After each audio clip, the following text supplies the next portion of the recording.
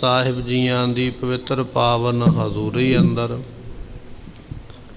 ਸੁਭਾਏਮਾਨ ਹੋ ਰਹੀ ਗੁਰੂ ਕੀ ਸੰਗਤ ਆਪ ਸੰਗਤਾਂ ਨੇ ਸਤਿਗੁਰਾਂ ਦੀ ਇਲਾਹੀ ਗੁਰਬਾਣੀ ਦੇ ਕੀਰਤਨ ਦੀ ਦਾਤ ਸਰਵਣ ਕੀਤੀ ਹੈ।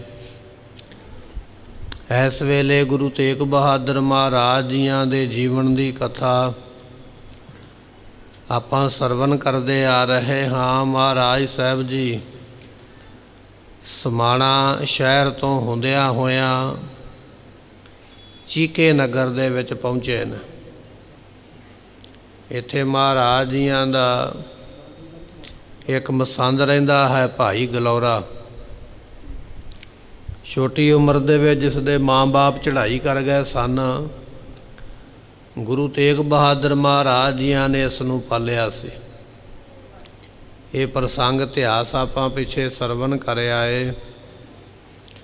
ਮਹਾਰਾਜ ਸਾਹਿਬ ਜੀਆਂ ਨੇ ਚੱਲਣ ਵੇਲੇ ਗਲੌਰੇ ਨੂੰ ਆਖਿਆ, ਕਹਿਣ ਲੱਗੇ, ਗਲੌਰਾ ਜੀ ਧਰਮ ਦੇ ਕਰਮ ਕਰੋਗੇ, ਧਰਮੀ ਬਣ ਕੇ ਰਹੋਗੇ ਤੇ ਹਮੇਸ਼ਾ ਚੜ੍ਹਦੀ ਕਲਾ ਰਹੇਗੀ।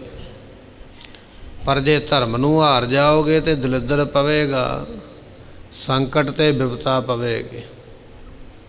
ਕਹਿਣ ਲੱਗੇ ਇੱਕ ਸਮਾਂ ਇਹੋ ਜਿਹਾ ਆਇਆ, ਭਾਈ ਗਲੌਰੇ ਨੇ ਧਰਮ ਹਾਰਿਆ, ਕਿਸੇ ਦੇ ਨਾਲ ਜ਼ੁਬਾਨ ਕਰਕੇ ਵਾਅਦਾ ਪੂਰਾ ਨਹੀਂ ਕੀਤਾ, ਸਗੋਂ ਧੋਖਾ ਦਿੱਤਾ। ਧੋਖਾ ਹੋਣ ਦੇ ਨਾਲ ਗਲੌਰੇ ਦੀ ਮੌਤ ਹੋ ਗਈ ਅਤੇ ਇਹਦੀ ਸੰਤਾਨ, ਇਹਦਾ ਪਰਿਵਾਰ ਅੱਜ ਵੀ ਕਹਿੰਦੇ ਵੀ ਦਲਿੱਦਰ ਦੇ ਵਿੱਚ, ਗਰੀਬੀ ਦੇ ਵਿੱਚ ਜੂਨ ਗੁਜ਼ਾਰਾ ਕਰਦਾ ਪਿਆ। ਜਿਵੇਂ ਅੱਗੇ ਮਹਾਰਾਜ ਇੱਥੋਂ ਇਤਿਹਾਸ ਆਪਾਂ ਨੂੰ ਕਿਰਪਾ ਕਰ ਰਹੇ ਨੇ, ਆਓ ਸਰਵਣ ਕਰੀਏ, ਮਿਲ ਕੇ ਆਖੀਏ ਸਤਨਾਮ ਸ੍ਰੀ ਵਾਹਿਗੁਰੂ ਸਾਹਿਬ ਜੀ। ਸਤਿਗੁਰ ਚੀਕੇ ਤੇ ਚਲੇ ਆਏ। ਮਹਾਰਾਜ ਸਾਹਿਬ ਜੀ ਚੀਕਾ ਜੋ ਸ਼ਹਿਰ ਹੈ ਉਥੋਂ ਚੱਲ ਕੇ ਮਹਾਰਾਜ ਅੱਗੇ ਆਏ ਹਨ। ਕਰਰਾ ਗ੍ਰਾਮ ਪ੍ਰਥਮ ਗੁਰ ਥਾਏ। ਇਸ ਤੋਂ ਅੱਗੇ ਕਰਰਾ ਗ੍ਰਾਮ ਹੈ, ਕਰਰਾ ਪਿੰਡ ਦਾ ਨਾਮ ਹੈ। ਚੀਕੇ ਤੋਂ ਚੱਲ ਕੇ ਮਹਾਰਾਜ ਜੀ ਕਰਰਾ ਪਿੰਡ ਦੇ ਵਿੱਚ ਪਹੁੰਚੇ ਹਨ। ਗਮਨੇ ਜਬ ਸ਼੍ਰੀ ਨਾਨਕ ਮਤੇ। ਸਤਿਗੁਰੂ ਨਾਨਕ ਦੇ ਪਾਤਸ਼ਾਹ ਮਹਾਰਾਜ ਸਾਹਿਬ ਜੀ ਜਦੋਂ ਨਾਨਕ ਮਤੇ ਗਏ ਸਨ, ਹਰ ਗੋਬਿੰਦ ਗੁਰ ਉਤਰੇ ਹੁਤੇ। ਉਦੋਂ ਗੁਰੂ ਹਰਗੋਬਿੰਦ ਪਾਤਸ਼ਾਹ ਇੱਥੇ ਉਤਰੇ ਸਨ। ਨਾਨਕ ਮਤਾ ਇੱਕ ਯੂਪੀ ਦੇ ਵਿੱਚ ਸਥਾਨ ਹੈ। ਇਸ ਦਾ ਪਹਿਲਾ ਨਾਮ ਸੀ ਗੋਰਖ ਮਤਾ। ਗੋਰਖਨਾਥ ਆਪਣੇ ਚੇਲਿਆਂ ਦੇ ਨਾਲ ਇੱਥੇ ਰਹਿੰਦਾ ਸੀ। ਜਦੋਂ ਗੁਰੂ ਨਾਨਕ ਸਾਹਿਬ ਮਹਾਰਾਜ ਇੱਥੇ ਗਏ, ਸਿੱਧਾਂ ਨਾਲ ਚਰਚਾ ਹੋਈ, ਬੜਾ ਲੰਮਾ ਪ੍ਰਸੰਗ ਹੈ। ਤੇ ਫਿਰ ਉਸ ਧਰਤੀ ਨੂੰ, ਉਸ ਸਥਾਨ ਨੂੰ ਗੋਰਖ ਮਤੇ ਤੋਂ ਹੁਣ ਨਾਨਕ ਮਤਾ ਆਖਿਆ ਜਾਂਦਾ। ਸਤਿਗੁਰੂ ਜਿੱਥੇ ਬੈਠੇ ਸਨ ਉੱਥੇ ਬੜਾ ਸੋਹਣਾ ਇੱਕ ਪਿੱਪਲ ਦਾ ਰੁੱਖ ਸੀਗਾ। ਗੁਰੂ ਨਾਨਕ ਸਾਹਿਬ ਦੇ ਨਾਲ ਈਰਖਾ ਕਰਨ ਵਾਲੇ ਜੋਗੀਆਂ ਨੇ ਬਾਅਦ ਵਿੱਚ ਉਹ ਪਿੱਪਲ ਦਾ ਰੁੱਖ ਸਾੜ ਦਿੱਤਾ। ਉੱਥੋਂ ਦੇ ਕਿਸੇ ਪ੍ਰੇਮੀ ਨੇ ਫਿਰ ਸੁਨੇਹਾ ਦਿੱਤਾ ਗੁਰੂ ਹਰਗੋਬਿੰਦ ਮਹਾਰਾਜ ਜੀਆਂ ਨੂੰ, ਸਤਿਗੁਰੂ ਆਪਣੇ ਵੱਡਿਆਂ ਦਾ ਸਥਾਨ ਜੋਗੀਆਂ ਨੇ ਨਸ਼ਟ ਕਰ ਦਿੱਤਾ, ਪਿੱਪਲ ਦੀ ਨਿਸ਼ਾਨੀ ਹੈ, ਪਿੱਪਲ ਵੀ ਸਾੜ ਦਿੱਤਾ। ਤੇ ਗੁਰੂ ਨਾਨਕ ਦੇ ਪਾਤਸ਼ਾਹ ਮਹਾਰਾਜ ਜਦੋਂ ਪਿੱਪਲ ਦੇ ਥੱਲੇ ਬੈਠੇ ਸਨ ਤੇ ਸਿੱਧਾਂ ਨੇ ਆਪਣੇ ਮੰਤਰਾਂ ਦੇ ਨਾਲ ਉਹ ਪਿੱਪਲ ਨੂੰ ਉਡਾਉਣ ਲੱਗੇ ਸਨ। ਜਦੋਂ ਪਿੱਪਲ ਉੱਡਣ ਲੱਗਾ, ਜੜ੍ਹਾਂ ਬਾਹਰ ਨਿਕਲੀਆਂ ਧਰਤੀ ਤੋਂ, ਮਹਾਰਾਜ ਦੀ ਨਿਗਾਹ ਪੈ ਗਈ। ਸਤਿਗੁਰੂ ਕਹਿਣ ਲੱਗੇ, ਠਹਿਰ ਜਾ, ਜਾਣਾ ਨਹੀਂ ਕਿਤੇ। ਮਹਾਰਾਜ ਦੇ ਬਚਨ ਹੁੰਦਿਆਂ ਨਾਲ ਉਹ ਪਿੱਪਲ ਠਹਿਰ ਗਿਆ। ਉਹਦੀਆਂ ਜੜ੍ਹਾਂ ਅੱਜ ਵੀ ਧਰਤੀ ਤੋਂ 5-7 ਫੁੱਟ ਬਾਹਰ ਦਿਖਾਈ ਦਿੰਦੀਆਂ। ਉਹ ਪਿੱਪਲ ਮਹਾਰਾਜ ਦੇ ਇਹ ਬਚਨਾਂ ਦੀ ਨਿਸ਼ਾਨੀ ਸੀ ਤੇ ਜੋਗੀਆਂ ਨੇ ਈਰਖਾ ਵਿੱਚ ਆ ਕੇ ਉਹ ਪਿੱਪਲ ਸਾੜ ਦਿੱਤਾ ਸੀ। ਸਤਿਗੁਰੂ ਹਰਗੋਬਿੰਦ ਪਾਤਸ਼ਾਹ ਨੂੰ ਜਦੋਂ ਸਿੱਖ ਨੇ ਦੱਸਿਆ ਤੇ ਮਹਾਰਾਜ ਉਦੋਂ ਨਾਨਕ ਮਤੇ ਗਏ ਸਨ।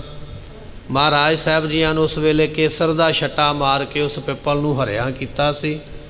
ਅੱਜ ਵੀ ਤੁਸੀਂ ਉਸ ਪਿੱਪਲ ਦੇ ਪੱਤਿਆਂ 'ਤੇ ਕੇਸਰ ਦੇ ਛੱਟਿਆਂ ਦੇ ਨਿਸ਼ਾਨ ਜਿਹੜੇ ਨੇ, ਕੇਸਰ ਦੀਆਂ ਬੂੰਦਾਂ ਦੇ ਨਿਸ਼ਾਨ ਜਿਹੜੇ ਨੇ ਵੇਖ ਸਕਦੇ ਹੋ।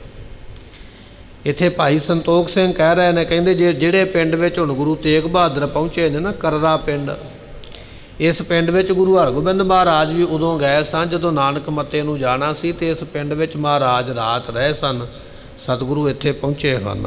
ਵਹਿਰ ਗ੍ਰਾਮ ਤੇ ਅਹੈ ਸਤਾਨ। ਤੇ ਇਹ ਪਿੰਡ ਤੋਂ ਬਾਹਰ ਹੀ ਹੈ ਸਥਾਨ। ਉੱਥੇ ਗੁਰੂ ਤੇਗ ਬਹਾਦਰ ਪਾਤਸ਼ਾਹ ਨੇ ਵੀ ਹੁਣ ਚਰਨ ਪਾਏ, ਪਹਿਲਾਂ ਗੁਰੂ ਹਰਗੋਬਿੰਦ ਪਾਤਸ਼ਾਹ ਨੇ ਪਾਏ ਹਨ। ਪਹੁੰਚੇ ਆਨ ਗੁਰੂ ਭਗਵਾਨ। ਸਤਿਗੁਰੂ ਪਾਤਸ਼ਾਹ ਜੀ ਭਗਵਾਨ ਨੇ, ਪਰਮੇਸ਼ਰ ਨੇ ਉਸ ਜਗ੍ਹਾ ਤੇ ਆਣ ਪਹੁੰਚੇ ਹਨ। ਉਤਰ ਪਰੇ ਅਸ ਬੰਧਨ ਕੀਨੇ। ਸਤਿਗੁਰੂ ਉੱਤਰ ਬੈਠੇ ਕਰਰਾ ਪਿੰਡ ਦੇ ਵਿੱਚ। ਜਿਹੜੇ ਘੋੜੇ ਸਨ ਮਹਾਰਾਜ ਦੇ ਨਾਲ, ਉਹ ਰੁੱਖਾਂ ਦੇ ਨਾਲ ਬੰਨ੍ਹ ਦਿੱਤੇ ਹਨ। ਸ਼ੁਭ ਆਸਨ ਪਰ ਗੁਰੂ ਅਸੀਨੇ। ਬੜੇ ਸੋਹਣੇ ਸਥਾਨ ਦੇ ਉੱਪਰ ਮਹਾਰਾਜ ਸਾਹਿਬ ਜੀ ਉਸ ਵੇਲੇ ਬਿਰਾਜਮਾਨ ਹੋਏ। ਤਾਹਾਂ ਮਸੰਦ ਬਸੈ ਮਤ ਮੂਢਾ। ਇੱਥੇ ਇੱਕ ਮੂਰਖ ਮਤ ਵਾਲਾ ਮਸੰਦ ਹੈ ਤੇ ਗੁਰੂ ਘਰ ਦਾ ਮਸੰਦ, ਗੁਰੂ ਘਰ ਦੀ ਗਰਾਈ ਇਕੱਠੀ ਕਰਦਾ, ਪਰ ਹੈ ਮੂਰਖ ਮਤ ਵਾਲਾ। ਇਹਨੂੰ ਭੁੱਲ ਗਈ ਅੱਜ ਵਡਿਆਈ ਗੁਰੂ ਤੇਗ ਬਹਾਦਰ ਮਹਾਰਾਜ ਜੀਆਂ ਦੀ। ਗੁਰੂ ਘਰ ਦਾ ਨਮਕ ਤੇ ਖਾਂਦਾ, ਪਰ ਅੱਜ ਇਸ ਦੀ ਮਤ ਜਿਹੜੀ ਹੈ ਮੂਰਖਾਂ ਵਾਲੀ ਹੋ ਗਈ ਹੈ। ਜੋ ਨਾ ਲਿਖੈ ਆਸ਼ੈ ਗੁਰਗੂੜਾ। ਸਤਿਗੁਰੂ ਪਾਤਸ਼ਾਹ ਦੇ ਸਿਧਾਂਤ ਨੂੰ ਜਾਣਦਾ ਨਹੀਂ ਜਿਹੜਾ ਮਸੰਦ ਇੱਥੇ ਰਹਿੰਦਾ, ਇੰਨੀ ਮੰਦੀ ਮਤ ਵਾਲਾ ਵੀ ਮਹਾਰਾਜ ਦੀ ਬਖਸ਼ਿਸ਼ ਨੂੰ ਸਮਝਦਾ ਨਹੀਂ ਹੈ। ਤੁਰਕੇਸ਼ੁਰ ਸਭ ਦੇਸ਼ ਵਿਦੇਸ਼। ਜਿਹੜਾ ਔਰੰਗਜ਼ੇਬ ਬਾਦਸ਼ਾਹ ਹੈ ਉਹ ਪੂਰੇ ਹਿੰਦੁਸਤਾਨ ਦਾ ਰਾਜਾ ਹੈ। ਖੋਜੈ ਗੁਰ ਕੋ ਸੁਨਿਓ ਵਿਸ਼ੇਸ਼। ਇਸ ਨੇ ਸੁਣਿਆ ਸੀ ਵੀ ਗੁਰੂ ਤੇਗ ਬਹਾਦਰ ਪਾਤਸ਼ਾਹ ਨੂੰ ਔਰੰਗਜ਼ੇਬ ਲੱਭਦਾ ਪਿਆ ਹੈ ਤੇ ਗੁਰੂ ਘਰ ਦਾ ਇਹ ਮਸੰਦ, ਪਰ ਜਦੋਂ ਇਹਨੂੰ ਲੋਕਾਂ ਤੋਂ ਪਤਾ ਲੱਗਾ ਵੀ ਔਰੰਗਜ਼ੇਬ ਦਾ ਹਿੰਦੁਸਤਾਨ ਤੇ ਰਾਜ ਹੈ ਤੇ ਔਰੰਗਜ਼ੇਬ ਬਾਦਸ਼ਾਹ ਗੁਰੂ ਤੇਗ ਬਹਾਦਰ ਪਾਤਸ਼ਾਹ ਨੂੰ ਲੱਭਦਾ ਪਿਆ ਗ੍ਰਿਫਤਾਰ ਕਰਨ ਵਾਸਤੇ, ਜਦੋਂ ਇਹਨੂੰ ਇਸ ਗੱਲ ਦਾ ਪਤਾ ਲੱਗਾ ਨਾ ਵੀ ਗੁਰੂ ਨੂੰ ਤੇ ਸਰਕਾਰ ਲੱਭਦੀ ਪਈ ਹੈ, ਤੇ ਇਹ ਮਸੰਦ ਨੇ ਸੋਚਿਆ ਵੀ ਜੇ ਮੈਂ ਗੁਰੂ ਦੇ ਕੋਲ ਗਿਆ ਤੇ ਇਹ ਨਾ ਹੋਵੇ ਕੋਈ ਝਗੜਾ ਕਲੇਸ਼ ਕੋਈ ਮੇਰੇ ਗਲ ਵਿੱਚ ਪੈ ਜਾਵੇ। ਇਹ ਗੱਲ ਸੋਚ ਕੇ ਮੈਂ ਨਹਿ ਮਾਰਿਓ ਜਾਉ ਕਦਾਈ। ਮਨ ਵਿੱਚ ਸੋਚਦਾ ਮੈਂ ਨਾ ਕਿਤੇ ਮਰ ਜਾਵਾਂ। ਜੇ ਗੁਰੂ ਕੋਲ ਚਲਾ ਗਿਆ ਸਰਕਾਰ ਨੂੰ ਪਤਾ ਲੱਗ ਜਾਣਾ, ਮੈਨੂੰ ਸਰਕਾਰ ਮਾਰੇਗੀ, ਮੇਰਾ ਘਰ ਉਜਾੜ ਦੇਣਗੇ, ਮੈਨੂੰ ਸਜ਼ਾ ਤੇ ਦੁੱਖ ਦੇਣਗੇ, ਮੈਂ ਨਾ ਕਿਤੇ ਮਾਰਿਆ ਜਾਵਾਂ। ਇਹ ਮਨ ਵਿੱਚ ਸੋਚ ਕੇ ਅਸ ਚਿੰਤਾ ਬਹੁ ਹਿਰਦੇ ਉਪਾਈ। ਇਹਦੇ ਮਨ ਵਿੱਚ ਬੜੀ ਚਿੰਤਾ ਪੈਦਾ ਹੋ ਗਈ। ਮਸੰਦ ਦੇ ਜਿਹੜਾ ਇੱਥੇ ਰਹਿੰਦਾ ਨਾ, ਫਿਕਰ ਪੈ ਗਿਆ ਵੀ ਹੁਣ ਮੈਂ ਕੀ ਕਰਾਂ। ਸੁਨ ਕੈ ਸਤਿਗੁਰ ਕੋ ਆਗਵਨੂ। ਜਦੋਂ ਇਸ ਨੇ ਸੁਣਿਆ ਨਾ ਵੀ ਮਹਾਰਾਜ ਆ ਗਿਆ, ਹੁਣ ਪਿੰਡ ਦੇ ਵਿੱਚ ਹੀ ਆ ਗਏ ਨੇ। ਮੰਨ ਲਓ ਦੂਜੇ ਪਿੰਡ ਆਏ ਹੁੰਦੇ, ਦੂਰ ਆਏ ਹੁੰਦੇ, ਤੇ ਫਿਰ ਤੇ ਬੰਦਾ ਬਹਾਨਾ ਲਾ ਦਿੰਦਾ ਵੀ ਮੈਂ ਘਰੇ ਨਹੀਂ, ਉੱਥੇ ਇੱਥੇ ਗਿਆ। ਪਰ ਹੁਣ ਮਹਾਰਾਜ ਆ ਹੀ ਇਹਦੇ ਪਿੰਡ ਗਏ ਨੇ। ਜਦੋਂ ਸੁਣਿਆ ਵੀ ਮਹਾਰਾਜ ਆਏ ਨੇ, ਹੁਣ ਕਾਰਨ ਇਹ ਹੈ ਜੇ ਮੈਂ ਗੁਰੂ ਦੇ ਦਰਸ਼ਨ ਕਰਦਾ ਤੇ ਸਰਕਾਰ ਨਾਲ ਵੈਰ ਪਵੇਗਾ, ਜੇ ਸਰਕਾਰ ਨਾਲ ਮਿੱਤਰਤਾ ਕਰਦਾ ਤੇ ਗੁਰੂ ਨਾਰਾਜ਼ ਹੁੰਦਾ। ਜਦੋਂ ਇਹਨੂੰ ਪਤਾ ਲੱਗਾ ਵੀ ਗੁਰੂ ਮੇਰੇ ਪਿੰਡ ਵਿੱਚ ਆਏ ਹਨ, ਦੁਰ ਕਰ ਰਹਿਓ ਆਪਣੇ ਭਵਨੋਂ। ਇਹ ਆਪਣੇ ਘਰ ਵਿੱਚ ਲੁਕ ਗਿਆ, ਛੁਪ ਗਿਆ ਆਪਣੇ ਘਰ ਦੇ ਵਿੱਚ, ਤੇ ਪਰਿਵਾਰ ਦੇ ਮੈਂਬਰਾਂ ਨੂੰ ਕਹਿਣ ਲੱਗਾ ਕੀ ਆਖਦਾ ਹੈ। ਭਾਖਿਓ ਤ੍ਰੇਸੋ ਕੋ ਜੇ ਹਕਾਰ ਹੈ। ਆਪਣੀ ਘਰਵਾਲੀ ਨੂੰ, ਆਪਣੀ ਇਸਤਰੀ ਨੂੰ, ਧਰਮ ਸਪਤਨੀ ਨੂੰ ਕਹਿਣ ਲੱਗਾ, ਕਹਿੰਦਾ ਭਾਗਵਾਨ ਨੇ ਗੱਲ ਸੁਣ, ਜੇ ਬਾਹਰ ਦਰਵਾਜ਼ੇ ਤੇ ਆ ਕੇ ਮੈਨੂੰ ਕੋਈ ਆਵਾਜ਼ ਮਾਰੇ, ਮੇਰਾ ਨਾਮ ਲੈ ਕੇ ਮੈਨੂੰ ਬੁਲਾਉਣਾ ਚਾਹਵੇ, ਜੇ ਮੈਨੂੰ ਕੋਈ ਬੁਲਾਵੇ ਮੈਨੂੰ ਆਵਾਜ਼ ਮਾਰਨਾ ਕਰੇ, ਨਹੀਂ ਇਹ ਤਿਸ ਦੇਹ ਉਚਾਰੈ। ਤੇ ਤੂੰ ਇਹ ਗੱਲ ਕਹਿ ਦੇਣੀ ਹੈ ਵੀ ਮੈਂ ਘਰੇ ਨਹੀਂ ਹੈਗਾ। ਤੂੰ ਮੈਨੂੰ ਪੁੱਛਣ ਨਹੀਂ ਆਉਣਾ ਅੰਦਰ ਵੀ ਮੈਂ ਕੀ ਜਵਾਬ ਦੇਵਾਂ। ਮੈਂ ਤੈਨੂੰ ਪਹਿਲਾਂ ਹੀ ਦੱਸਤਾ ਵੀ ਜੇ ਕਿਸੇ ਨੇ ਆਵਾਜ਼ ਮਾਰੀ, ਹੁਣ ਮਨ ਵਿੱਚ ਗੱਲ ਇਹ ਆ ਵੀ ਆਵਾਜ਼ ਤੇ ਗੁਰੂ ਨੇ ਹੀ ਮਰਵਾਉਣੀ ਹੈ। ਸਤਿਗੁਰੂ ਪਿੰਡ ਆਏ ਨੇ, ਆਪਣਾ ਸਿੱਖ ਮਹਾਰਾਜ ਭੇਜਣਗੇ ਮੇਰੇ ਘਰ, ਕਿਉਂਕਿ ਮੈਂ ਮਹਾਰਾਜ ਦੇ ਘਰ ਦਾ ਜਥੇਦਾਰ ਹਾਂ, ਮਸੰਦ ਹਾਂ। ਆਪਣੀ ਇਸਤਰੀ ਨੂੰ ਕਹਿਣ ਲੱਗਾ ਜੇ ਕਿਸੇ ਨੇ ਦਰਵਾਜ਼ੇ ਤੇ ਆਵਾਜ਼ ਮਾਰੀ ਤੇ ਤੂੰ ਇਹ ਗੱਲ ਕਹਿ ਦੀ ਵੀ ਮੈਂ ਤੇ ਘਰੇ ਹੀ ਨਹੀਂ ਹੈਗਾ। ਇਸ ਤਰ੍ਹਾਂ ਜਵਾਬ ਦੇਣਾ ਹੈ। ਅੰਤਰਜਾਮੀ ਲੱਖ ਬਿਦ ਸਾਰੀ। ਸਤਿਗੁਰੂ ਪਾਤਸ਼ਾਹ ਮਹਾਰਾਜ ਹੁਣ ਜਾਣੀ ਜਾਣ, ਭਾਵੇਂ ਇਹਨੇ ਆਪਣੇ ਪਰਿਵਾਰ ਨੂੰ ਸਿਖਾ ਦਿੱਤਾ ਵੀ ਤੁਸੀਂ ਇਹ ਬਹਾਨਾ ਲਾਉਣਾ, ਪਰ ਮਹਾਰਾਜ ਤੇ ਜਾਣ ਗਏ। ਸਤਿਗੁਰੂ ਭਾਵੇਂ ਬਾਹਰ ਬੈਠੇ, ਮਹਾਰਾਜ ਨੂੰ ਪਤਾ ਲੱਗ ਗਿਆ ਵੀ ਇਹ ਬੰਦਾ ਸਾਨੂੰ ਮਿਲਣਾ ਨਹੀਂ ਚਾਹੁੰਦਾ, ਆਪਣੇ ਘਰ ਵਿੱਚ ਲੁਕ ਗਿਆ ਔਰ ਸਾਡੇ ਅੱਗੇ ਇਹਨੇ ਝੂਠ ਬੋਲਣਾ। ਮਹਾਰਾਜ ਜੀ ਇਹ ਗੱਲ ਜਾਣ ਕੇ ਕਹਿਓ ਨਾ ਕੁਛ ਤੂਛਨ ਮੁਖ ਧਾਰੀ। ਮਹਾਰਾਜ ਨੇ ਮੁਖੋਂ ਕੋਈ ਬਚਨ ਨਹੀਂ ਕੀਤਾ। ਜਦੋਂ ਵੇਖਿਆ ਨਾ ਵੀ ਇਹ ਨਲਾਇਕ ਹੋ ਗਿਆ, ਮਾੜੀ ਸੋਚ ਹੋ ਗਈ ਹੈ, ਮਾੜੀ ਬਿਰਤੀ ਹੋ ਗਈ ਹੈ, ਮਹਾਰਾਜ ਨੇ ਕੁਝ ਨਹੀਂ ਆਖਿਆ। ਸਤਿਗੁਰੂ ਚੁੱਪ ਰਹੇ ਹਨ। ਮਿਲਿਓ ਏਕ ਰਾਹਕ ਤਬ ਆਏ। ਉਸ ਵੇਲੇ ਸਤਿਗੁਰਾਂ ਨੂੰ ਇੱਕ ਜ਼ਿਮੀਂਦਾਰ ਮਿਲਿਆ। ਕਿਸਾਨ ਜਾਂਦਾ ਪਿਆ ਸੀ ਰਾਹ ਤੇ ਉਸਨੇ ਵੇਖਿਆ ਵੀ ਸਤਿਗੁਰੂ ਬੈਠੇ ਨੇ, ਆ ਕੇ ਮਿਲਿਆ ਹੈ। ਕੁਛ ਸੇਵ ਕੀਨ ਵਤ ਲਿਆਏ। ਤੇ ਜਿੰਨਾ ਕੁ ਉਹ ਵਿਚਾਰੇ ਕਿਸਾਨ ਕੋਲ ਪੈਸਾ ਸੀ ਜਾਂ ਘਰ ਵਿੱਚ ਕੋਈ ਥੋੜਾ ਬਹੁਤਾ ਕੋਈ ਦਾਲ ਪ੍ਰਸ਼ਾਦਾ ਸੀ, ਜਿੰਨੀ ਕੁ ਉਹ ਸੇਵਾ ਕਰ ਸਕਦਾ ਸੀ ਨਾ ਆਪਣੀ ਸਮਰੱਥਾ ਦੇ ਮੁਤਾਬਕ, ਉਨੀ ਉਹਨੇ ਸੇਵਾ ਕੀਤੀ ਹੈ। ਭਏ ਪ੍ਰਸੰਨ ਦਰਬ ਗੁਰਦੀਨੋ। ਸਤਿਗੁਰੂ ਪਾਤਸ਼ਾਹ ਬੜੇ ਖੁਸ਼ ਹੋਏ ਉਸ ਜ਼ਿਮੀਂਦਾਰ ਤੇ ਰਾਹ ਜਾਂਦੇ ਤੇ, ਕਿਉਂਕਿ ਸਤਿਗੁਰੂ ਪਾਤਸ਼ਾਹ ਮਹਾਰਾਜ ਸਾਹਿਬ ਜੀ ਤੇ ਮਿਹਰ ਸਾਰਿਆਂ ਤੇ ਕਰਦੇ, ਪਰ ਲੈਂਦਾ ਕੋਈ ਹੈ ਨਾ, ਸਾਰਿਆਂ ਤੋਂ ਨਹੀਂ ਨਾ ਪ੍ਰਾਪਤ ਹੁੰਦੀ। ਸਤਿਗੁਰੂ ਖੁਸ਼ ਹੋ ਗਏ। ਮਹਾਰਾਜ ਨੇ ਉਸ ਕਿਸਾਨ ਨੂੰ ਨਾ ਆਪਣੇ ਕੋਲੋਂ ਮਾਇਆ ਦਿੱਤੀ, ਕਹਿਣ ਲੱਗੇ ਲੈ ਆ ਸਾਡੇ ਕੋਲੋਂ ਧਨ ਲੈਣਾ ਕਰ।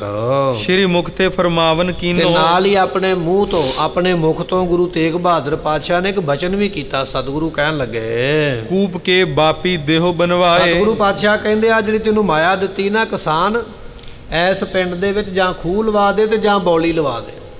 ਮਹਾਰਾਜ ਨੇ ਵੇਖਿਆ ਵੀ ਇੱਥੇ ਪਾਣੀ ਦੀ ਬੜੀ ਤੰਗੀ ਹੈ, ਪਾਣੀ ਨਹੀਂ ਮਿਲਦਾ ਲੋਕਾਂ ਨੂੰ। ਭਾਵੇਂ ਕਿ ਲੋਕ ਮੱਥਾ ਟੇਕਣ ਨਹੀਂ ਆਏ, ਇੱਥੋਂ ਦਾ ਮਸੰਦ ਵੀ ਮਹਾਰਾਜ ਦੇ ਕੋਲ ਨਹੀਂ ਆਇਆ, ਪਰ ਸਤਿਗੁਰੂ ਪਰਉਪਕਾਰੀ ਨੇ। ਮਹਾਰਾਜ ਨੇ ਜ਼ਿਮੀਂਦਾਰ ਨੂੰ ਮਾਇਆ ਦਿੱਤੀ, ਕਹਿਣ ਲੱਗੇ ਜਾਂ ਇਹਦਾ ਖੂਹ ਲਵਾ ਦੀ ਜਾਂ ਬੌਲੀ ਲਵਾ ਦੀ ਸੰਗਤਾਂ ਦੇ ਪਾਣੀ ਪੀਣ ਵਾਸਤੇ। ਇਸ ਥਲ ਉਪਵਨ ਸਗਨ ਲਗਾਏ। ਇੱਕ ਸੋਹਣਾ ਜਿਹਾ ਬਾਗ ਵੀ ਲਾਉਣਾ ਹੈ, ਸੋਹਣੇ ਸੋਹਣੇ ਰੁੱਖ। ਜਿਹੜੀ ਜਗ੍ਹਾ ਸ਼ਾਮਲਾਟ ਪਈ ਹੈ ਨਾ, ਵਿਹਲੀ ਪਈ ਜਗ੍ਹਾ ਵੇਖ ਕੇ ਇੱਕ ਸੋਹਣੇ ਰੁੱਖਾਂ ਦਾ ਬਾਗ, ਫਲਦਾਰ ਬਾਗ ਲਾਉਣਾ ਕਰੋ। ਇਮ ਕਹਿ ਨਿਸਾ ਬਸੇ ਗੁਸਾਈ। ਇਸ ਤਰ੍ਹਾਂ ਮਹਾਰਾਜ ਇੱਕ ਰਾਤ ਇੱਥੇ ਵਸੇ ਹਨ।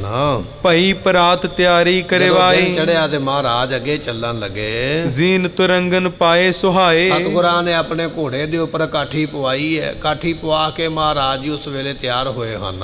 ਭਏ ਅਰੂੜਨ ਪੰਥ ਸਿਧਾਏ। ਤੇ ਸਤਿਗੁਰੂ ਪਾਤਸ਼ਾਹ ਜੀ ਹੁਣ ਰਸਤੇ ਤੇ ਅੱਗੇ ਚੱਲਣ ਵਾਸਤੇ, ਰਸਤੇ ਤੇ ਜਾਣ ਵਾਸਤੇ ਮਹਾਰਾਜ ਜੀ ਘੋੜੇ ਦੇ ਉੱਪਰ ਸਵਾਰ ਹੋਏ ਹਨ। ਇੱਕ ਦੋਏ ਮੰਜ਼ਲ ਦੀਰਘਾ ਚਾਲੇ। ਤੇ ਸਤਿਗੁਰੂ ਪਾਤਸ਼ਾਹ ਮਹਾਰਾਜ ਜੀ 2 ਕੁ ਮੰਜ਼ਲਾਂ ਹੁਣ ਵੱਡੀਆਂ ਕੀਤੀਆਂ। ਪਹਿਲਾਂ ਤੇ ਥੋੜੀ ਥੋੜੀ ਮੰਜ਼ਲ ਰਸਤਾ ਤੈਅ ਕਰਕੇ ਰੁਕ ਜਾਂਦੇ, ਪਰ ਹੁਣ ਮਹਾਰਾਜ ਥੋੜੀਆਂ ਮੰਜ਼ਲਾਂ ਵੱਡੀਆਂ, ਥੋੜਾ ਜ਼ਿਆਦਾ ਸਫ਼ਰ ਤੈਅ ਕਰਦੇ ਹਨ। ਬਾਂਗਰ ਦੇਸ਼ ਵਿਖੇ ਸਿਖਨਾਲੇ। ਸੋ ਕਹਿਣ ਲੱਗੇ ਬਾਂਗਰ ਦੇਸ਼ ਵਿੱਚ ਮਹਾਰਾਜ ਪਹੁੰਚ ਗਏ ਤੇ ਕੁਝ ਮਹਾਰਾਜ ਦੇ ਨਾਲ ਸਿੱਖ ਹਨ। ਖਰਕ ਗ੍ਰਾਮ ਨਿਰਗੋਦ ਵਿਸਾਲਾ। ਕਹਿਣ ਲੱਗੇ ਵੀ ਇੱਥੇ ਨਿਰਗੋਦ ਲੋਕ ਜਿਹੜੇ ਨੇ ਨਾ, ਉਹ ਇੱਥੇ ਰਹਿੰਦੇ ਨੇ ਤੇ ਪਿੰਡ ਦਾ ਨਾਮ ਕਹਿਣ ਲੱਗੇ ਖਰਕ ਪਿੰਡ ਹੈ, ਤੇ ਉੱਥੇ ਪਾਤਸ਼ਾਹ ਪਹੁੰਚੇ ਹਨ। ਤਹਾਂ ਜਾਏ ਡੇਰਾ ਗੁਰਡਾਲਾ। ਉੱਥੇ ਜਾ ਕੇ ਮਹਾਰਾਜ ਜੀਆਂ ਨੇ ਆਪਣਾ ਡੇਰਾ ਕੀਤਾ, ਪੜਾ ਕੀਤਾ ਹੈ। ਜ਼ੀਨ ਉਤਾਰੇ ਤ੍ਰਿਣ ਅਨਵਾਏ। ਸਤਿਗੁਰਾਂ ਨੇ ਆਖਿਆ ਭਾਈ ਘੋੜਿਆਂ ਦੇ ਉੱਪਰੋਂ ਕਾਠੀਆਂ ਉਤਾਰੋ, ਘੋੜੇ ਵੀ ਥੋੜਾ ਆਰਾਮ ਕਰ ਲੈਣ, ਤੇ ਇਹਨਾਂ ਦੇ ਘੋੜਿਆਂ ਦੇ ਖਾਣ ਵਾਸਤੇ ਘਾਹ ਤੇ ਦਾਣੇ ਦਾ ਇੰਤਜ਼ਾਮ ਕਰਨਾ ਕਰੋ। ਦਈ ਨਿਹਾਰੀ ਹਏ ਤ੍ਰਿਪਤਾਏ। ਤੇ ਉਸ ਵੇਲੇ ਘੋੜਿਆਂ ਨੂੰ ਨਿਹਾਰੀ ਦਿੱਤੀ ਹੈ, ਖੁਰਾਕ ਦਿੱਤੀ ਹੈ, ਤੇ ਘੋੜੇ ਰੱਜ ਗਏ ਹਨ। ਕਰ ਵਾਹਿਓ ਬਹੁ ਭਾਂਤ ਆਹਾਰਾ। ਸਤਿਗੁਰਾਂ ਨੇ ਕਈ ਤਰ੍ਹਾਂ ਦਾ ਇੱਥੇ ਭੋਜਨ, ਲੰਗਰ ਪ੍ਰਸਾਦਾ ਤਿਆਰ ਕਰਵਾਇਆ ਹੈ। ਖਾਨ ਪਾਨ ਕਰ ਭਲੇ ਪ੍ਰਕਾਰਾ। ਤੇ ਚੰਗੇ ਤਰੀਕੇ ਦੇ ਨਾਲ ਆਪ ਵੀ ਪ੍ਰਸ਼ਾਦਾ ਭੋਜਨ ਛਕਿਆ, ਔਰ ਜਿਹੜੇ ਨਾਲ 5 ਸਿੱਖ ਨੇ ਨਾ, ਭਾਈ ਮਤੀ ਦਾਸ ਜੀ, ਭਾਈ ਗੁਰਦਿੱਤਾ ਜੀ, ਭਾਈ ਸਤੀ ਦਾਸ ਜੀ, ਭਾਈ ਦਿਆਲਾ ਜੀ, ਇਹ 5 ਸਿੱਖ ਨਾਲ ਨੇ ਮਹਾਰਾਜ ਜੀਆਂ ਦੇ। ਉਹਨਾਂ ਸਿੱਖਾਂ ਨੂੰ ਵੀ ਮਹਾਰਾਜ ਨੇ ਭੋਜਨ ਪ੍ਰਸ਼ਾਦਾ ਛਕਾਇਆ ਹੈ। ਆਨਿਓ ਮੰਚ ਤਾਹੀਂ ਪਰ ਬੈਸੇ। ਸਤਿਗੁਰੂ ਪਾਤਸ਼ਾਹ ਮਹਾਰਾਜ ਦੇ ਬਰਾਜਨ ਵਾਸਤੇ ਇੱਕ ਪਲੰਘਾ ਜਿਹੜਾ ਸੀ ਨਾ ਵਿਛਾਇਆ ਗਿਆ, ਤੇ ਮਹਾਰਾਜ ਉਸ ਪਲੰਘੇ ਤੇ ਬੈਠ ਗਏ ਹਨ। ਸੰਗੀ ਸਿੱਖ ਬੋਲਿਓ ਤਬ ਉਸ ਐਸੇ। ਵੇਲੇ ਜਿਹੜੇ ਨਾਲ ਦੇ ਸੰਗੀ ਸਿੱਖ ਸਨ ਨਾ ਮਹਾਰਾਜ ਦੇ, ਉਹਨਾਂ ਨੇ ਉਸ ਵੇਲੇ ਆਖਿਆ ਹੈ, ਤੁਰਕਨ ਘਾਲ ਵਿਸਾਲੀ ਕਾਲੀ। ਮਹਾਰਾਜ ਇਹਨਾਂ ਤੁਰਕਾਂ ਨੇ ਬਹੁਤ, ਮੁਗਲਾਂ ਨੇ ਬਹੁਤ ਵੱਡੀ ਘਾਲ ਜਿਹੜੀ ਹੈ ਉਹ ਘਾਲਣਾ ਕੀਤੀ ਹੈ। ਅਵਨੀ ਰਾਜ ਤੇਜ ਬਡਨਾਲੀ। ਇਹਨਾਂ ਕੋਲ ਵੇਖੋ ਕਿੱਡਾ ਵੱਡਾ ਰਾਜ ਹੈ। ਕਿਸੇ ਸਿੱਖ ਨੇ ਕਹਿ ਦਿੱਤਾ ਮਹਾਰਾਜ ਨੂੰ, ਸੁਭਾਵਕ ਹੀ ਸਤਿਗੁਰੂ ਪਾਤਸ਼ਾਹ ਜੀ, ਮੁਗਲਾਂ ਦੇ ਕੋਲ ਰਾਜ ਬਹੁਤ ਵੱਡਾ, ਜਿੱਥੋਂ ਸੂਰਜ ਚੜ੍ਹਦਾ, ਜਿੱਥੇ ਛਿਪਦਾ, ਵੱਡੇ ਹਿੰਦੁਸਤਾਨ ਦੇ ਉੱਪਰ ਇਹਨਾਂ ਦਾ ਰਾਜ ਹੈ। ਤੇ ਇਹਨਾਂ ਨੇ ਬਹੁਤ ਵੱਡੀ ਘਾਲਣਾ ਘਾਲੀ ਹੋਵੇਗੀ, ਬੜੀ ਵੱਡੀ ਕਮਾਈ ਕੀਤੀ ਹੋਵੇਗੀ। ਇਸ ਤਰ੍ਹਾਂ ਕਹਿਣ ਲੱਗੇ ਵੀ ਉਹ ਸਿੱਖ ਨੇ ਆਖਿਆ ਹੈ, ਨਹੀਂ ਮਵਾਸੈ ਕਿਤਹੂ ਤੇ ਕੋਈ। ਇਹਨਾਂ ਦਾ ਕੋਈ ਆਕੀ ਵੀ ਨਹੀਂ ਹੈ। ਏਡਾ ਵੱਡਾ ਰਾਜ ਹੈ ਵੀ ਇਹਨਾਂ ਦੇ ਅੱਗੇ ਕੋਈ ਵੀ ਬਾਗੀ ਨਹੀਂ ਹੋਇਆ। ਕਿਸੇ ਨੇ ਇਹ ਨਹੀਂ ਆਖਿਆ ਵੀ ਮੈਂ ਮੁਗਲਾਂ ਦੇ ਰਾਜ ਨੂੰ ਨਹੀਂ ਮੰਨਦਾ। ਭਾਵੇਂ ਪਹਾੜਾਂ ਵਿੱਚ ਰਹਿੰਦੇ ਰਾਜੇ ਨੇ ਨਾ, ਉਹ ਰਾਜੇ ਹਿੰਦੂ ਨੇ, ਪਰ ਹਿੰਦੂ ਰਾਜੇ ਪਹਾੜਾਂ ਵਿੱਚ ਲੋਕੇ ਜੰਗ ਕਰਨਾ ਜਾਣਦੇ, ਪਰ ਉਹਨਾਂ ਨੇ ਵੀ ਇੱਕ ਦਿਨ ਇਹ ਨਹੀਂ ਆਖਿਆ ਵੀ ਅਸੀਂ ਔਰੰਗਜ਼ੇਬ ਦਾ ਰਾਜ ਨਹੀਂ ਮੰਨਦੇ। ਇੰਨਾ ਇਹਨਾਂ ਦਾ ਤੇਜ ਤਾਪ ਹੈ, ਇੰਨਾ ਪ੍ਰਤਾਪ ਹੈ, ਇੰਨਾ ਇਹਨਾਂ ਮੁਗਲਾਂ ਕੋਲ ਜ਼ੋਰ ਹੈ, ਜਾਂ ਇੰਨਾ ਇਹਨਾਂ ਦਾ ਡਰ ਹੈ ਵੀ ਕੋਈ ਵੀ ਬੰਦਾ ਇਹਨਾਂ ਤੋਂ ਬਾਗੀ ਨਹੀਂ ਹੋ ਸਕਦਾ, ਪਰੇ ਨਹੀਂ ਹੋ ਸਕਦਾ ਹੈ। ਹਾਲਾ ਭਰੈ ਨਮਰ ਸਿਰ ਹੋਈ। ਤੇ ਸਾਰੇ ਲੋਕ ਇਹਨਾਂ ਨੂੰ ਮਾਮਲਾ ਭਰਦੇ ਨੇ, ਭਾਵੇਂ ਰਾਜਪੂਤ ਰਾਜੇ ਨੇ, ਭਾਵੇਂ ਪਹਾੜੀ ਰਾਜੇ ਨੇ, ਤੇ ਭਾਵੇਂ ਹੋਰ ਦੂਜੇ ਦੇਸ਼ਾਂ ਦੇ ਰਾਜੇ ਨੇ, ਸਾਰੇ ਹੀ ਆ ਕੇ ਔਰੰਗਜ਼ੇਬ ਨੂੰ ਆਪਣੇ ਆਪ ਆ ਕੇ ਮਾਮਲਾ ਭਰਦੇ ਹਨ। ਸੁਣ ਕੇ ਸਤਿਗੁਰ ਬਾਕ ਬਖਾਨਾ। ਸਤਿਗੁਰੂ ਪਾਤਸ਼ਾਹ ਨੇ ਸੁਣੇ ਨਾ ਬਚਨ ਸਿੱਖ ਦੇ ਕੋਲੋਂ। ਸਿੱਖ ਨੇ ਆਖਿਆ ਮਹਾਰਾਜ ਬੜਾ ਹੀ ਤਾਪ ਲੱਗਦਾ ਵੀ ਐਡਾ ਵੱਡਾ ਰਾਜ ਹੈ। ਸੁਣ ਕੇ ਮਹਾਰਾਜ ਗੁਰੂ ਤੇਗ ਬਹਾਦਰ ਪਾਤਸ਼ਾਹ ਜੀ ਦਿੱਲੀ ਨੂੰ ਜਾਂਦੇ ਪਏ ਸ਼ਹੀਦੀ ਦੇਣ ਵਾਸਤੇ, ਤੇ ਮਹਾਰਾਜ ਜੀਆਂ ਨੇ ਉਸ ਵੇਲੇ ਬਚਨ ਆਖੇ ਹਨ। ਸਨੇ ਸਨੇ ਅਬ ਕਰ ਹੈ ਹਾਨਾ। ਮਹਾਰਾਜ ਕਹਿਣ ਲੱਗੇ, ਸਿੱਖਾ ਜਿੱਡਾ ਵੱਡਾ ਰਾਜ ਇਹਨਾਂ ਦੇ ਕੋਲ ਹੈ ਨਾ, ਇਹ ਰਾਜ ਗੁਰੂ ਨਾਨਕ ਸਾਹਿਬ ਦੇ ਬਚਨਾਂ ਦੇ ਨਾਲ ਮਿਲਿਆ। ਗੁਰੂ ਨਾਨਕ ਸਾਹਿਬ ਨੇ ਰਾਜ ਦਿੱਤਾ ਇਹਨਾਂ ਨੂੰ। ਇਤਿਹਾਸ ਦੇ ਵਿੱਚ ਬਚਨ ਆਉਂਦੇ ਨੇ, ਗੁਰੂ ਨਾਨਕ ਦੇ ਪਾਤਸ਼ਾਹ ਮਹਾਰਾਜ ਜੀ ਏਮਨਾਬਾਦ ਦੀ ਧਰਤੀ ਤੇ ਪਹੁੰਚੇ ਸਨ। ਇੱਥੇ ਭਾਈ ਮਰਦਾਨਾ ਜੀ ਨੂੰ ਪਠਾਣਾਂ ਨੇ ਧੱਕੇ ਮਾਰੇ। ਜਦੋਂ ਪ੍ਰਸ਼ਾਦਾ ਛਕਣ ਗਏ ਨਾ ਭਾਈ ਮਰਦਾਨਾ ਜੀ, ਤੇ ਪਠਾਨ ਬੜੇ ਹੰਕਾਰੇ ਸਨ ਤੇ ਉਹਨਾਂ ਨੇ ਧੱਕੇ ਮਾਰ ਕੇ ਭਾਈ ਮਰਦਾਨਾ ਜੀ ਨੂੰ ਘਰੋਂ ਕੱਢਿਆ।